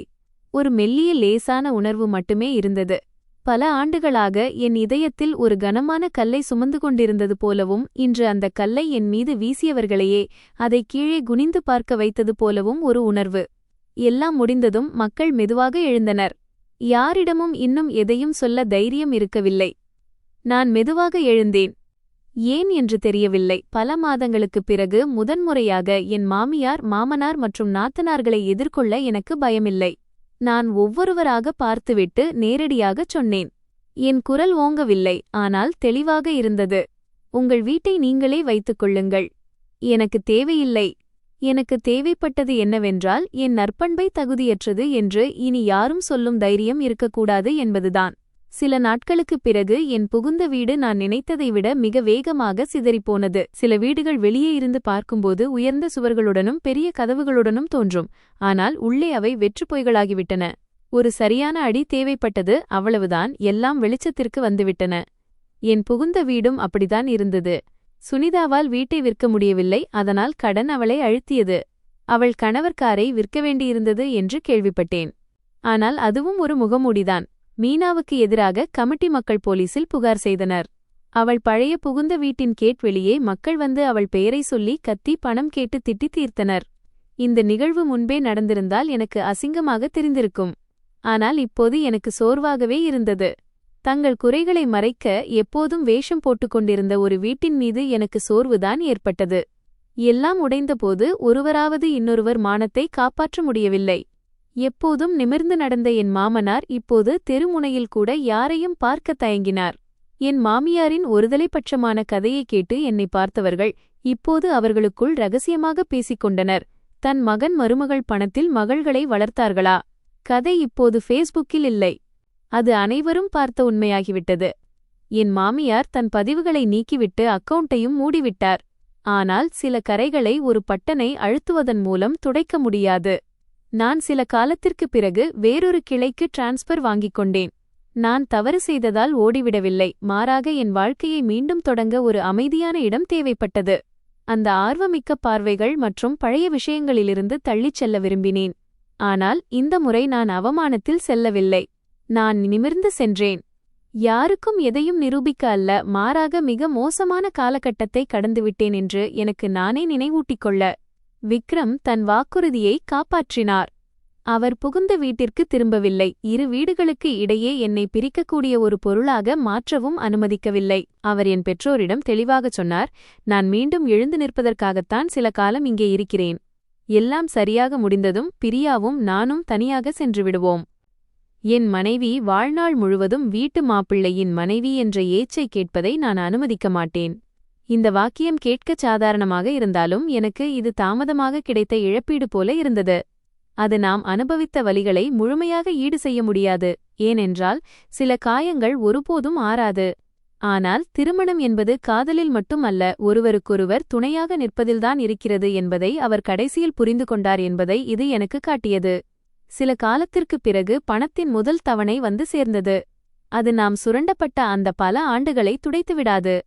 ஆனால் நீதி சில சமயம் தாமதமாக கிடைக்கும், ஆனால் நிச்சயம் கிடைக்கும் என்பதை புரிந்து கொள்ள அது போதுமானதாக இருந்தது. அதை அடைவதற்கு சில சமயம் மிகுந்த வலியுள்ள பாதைகளை கடக்க வேண்டியிருக்கிறது. என் புகுந்த வீட்டிற்கு பண இழப்புதான் மிகப்பெரிய வலியாக இருக்கவில்லை. மகள்களின் உண்மையான முகம் வெளிப்பட்டது கூட இல்லை. ஆனால் அவர்கள் தங்கள் அன்பான மகனை என்றென்றைக்கும் இழந்துவிட்டதுதான் அவர்களுக்கு மிகப்பெரிய இழப்பாக இருந்தது. விக்ரம் இப்போதும் அவர்களின் நோய்க்காலங்களில் பணம் கொடுத்து உதவினார், ஒரு மகனாக தன் கடமையை செய்தார். ஆனால் அதற்குப் பிறகு கட்டளைகளுக்கு கீழ்ப்படியும் ஒரு மகனாக அவர் அந்த வீட்டிற்குள் நுழையவே இல்லை. தேவைப்பட்டால் வந்து சென்றார். வாதங்களோ கசப்பான சொற்களோ இல்லை, ஆனால் பழையபடி மீண்டு வருதலும் இல்லை. ஒருவேளை அவருடைய இந்த மௌனம்தான் அவருடைய பெற்றோருக்கு அதிக நெருடலாக இருந்திருக்க வேண்டும். ஒரு மழை மாலையில் என் மாமியார் எனக்கு அழைத்தார். அவர் குரலில் முன்பு இருந்த வேகமில்லை, அழுகை நாடகமும் இல்லை. அவர் மிகவும் சோர்வாக இருந்தார். சில மாதங்களில் 10 ஆண்டுகள் முதியவர் போல தெரிந்த அவர் மிகவும் மெதுவாகச் சொன்னார், பிரியா, என்னிடம் தவறு நடந்துவிட்டது. நீ அமைதியானவள் என்பதால் உன்னை எளிதாக ஒடுக்கலாம் என்று நினைத்தேன். இதை கேட்டதும் நான் சிறிது நேரம் மௌனமாக இருந்தேன். நான் உணர்ச்சிவசப்பட்டதால் அல்ல, சில விஷயங்கள் முன்னரே சொல்லப்பட்டிருந்தால் எல்லாம் மாறியிருக்கும் என்று நினைத்தேன். ஆனாலும் எந்த கசப்பும் இன்றி அமைதியாக ஒரே ஒரு வாக்கியத்தில் பதில் சொன்னேன். மாமியார் அவர்களே, நீங்கள் தவறாக புரிந்து கொண்டீர்கள். நான் அமைதியாக இருந்தது எனக்கு அமைதி தேவைப்பட்டதால்தான், வலி தெரியாததால் அல்ல. எல்லாம் அமைதியான பிறகு நானும் விக்ரமும் ஒரு சிறிய வீட்டிற்கு மாறினோம். அதை நாங்கள் கஷ்டப்பட்டு உழைத்த பணத்தில் வாங்கினோம். எந்த கடனும் இல்லை, எந்த உதவியும் இல்லை. அந்த வீடு பெரியதாகவோ அழகாகவோ இல்லை. ஆனால் முதல் நாள் நாங்கள் அந்த வீட்டின் நடுவில் நின்றபோது விக்ரம் என் கையை பிடித்துக்கொண்டு, இந்த வீடு சிறியதுதான் என்றார். நான் அந்த ஜன்னலின் அருகில் நின்று தரையில் விழுந்த சூரிய ஒளியை பார்த்து கொண்டிருந்தேன். ஒரு காலத்தில் என்னை மிகவும் ஏமாற்றிய அந்த மனிதன் இன்று எனக்காக ஒரு கௌரவமான வாழ்விடத்தை உருவாக்கியதைக் கண்டு நெகிழ்ந்தேன். என் மனதில் இப்போது அந்த பாரம் இல்லை. ஒரு பெரிய புயலுக்குப் பிறகு நிம்மதியாக சுவாசிப்பது போன்ற ஒரு ஆழ்ந்த உணர்வு இருந்தது. என் புகுந்த வீடு கொடுத்த மிகப்பெரிய விலை நீதிமன்றத்திலோ அல்லது பணத்திலோ இல்லை. அவர்கள் ஒருபோதும் மறுக்க முடியாத உண்மையை சுமந்து கொண்டு வாழ்வதில்தான் இருந்தது. அவர்கள் மிகவும் அப்பாவி என்று நினைத்த மகன் அவர்களை உறுதியாக விட்டுவிட்டுச் சென்றுவிட்டான். அவர்கள் ஒடுக்க நினைத்த மருமகளே அவர்களுக்கு அவர்களின் பேராசைக்கான கண்ணாடியை காட்டிவிட்டாள். எனக்கு எஞ்சியிருந்தது வெற்றியோ தோல்வியோ அல்ல, அது ஒரு விலைமதிப்பற்ற பாடம். இந்த உலகில் நேர்மையாக இருப்பது நல்லதுதான், ஆனால் மற்றவர்கள் உங்களை மிதித்துச் செல்லும் அளவுக்கு நேர்மையாக இருக்கக்கூடாது. ஏனெனில் அது நேர்மை அல்ல, உங்களை நீங்களே காயப்படுத்திக் கொள்வது. இந்த வீடியோ உங்களுக்கு பிடித்திருந்தால் லைக் செய்யவும் மற்றும் சேனலை சப்ஸ்கிரைப் செய்யவும் மறக்காதீர்கள்.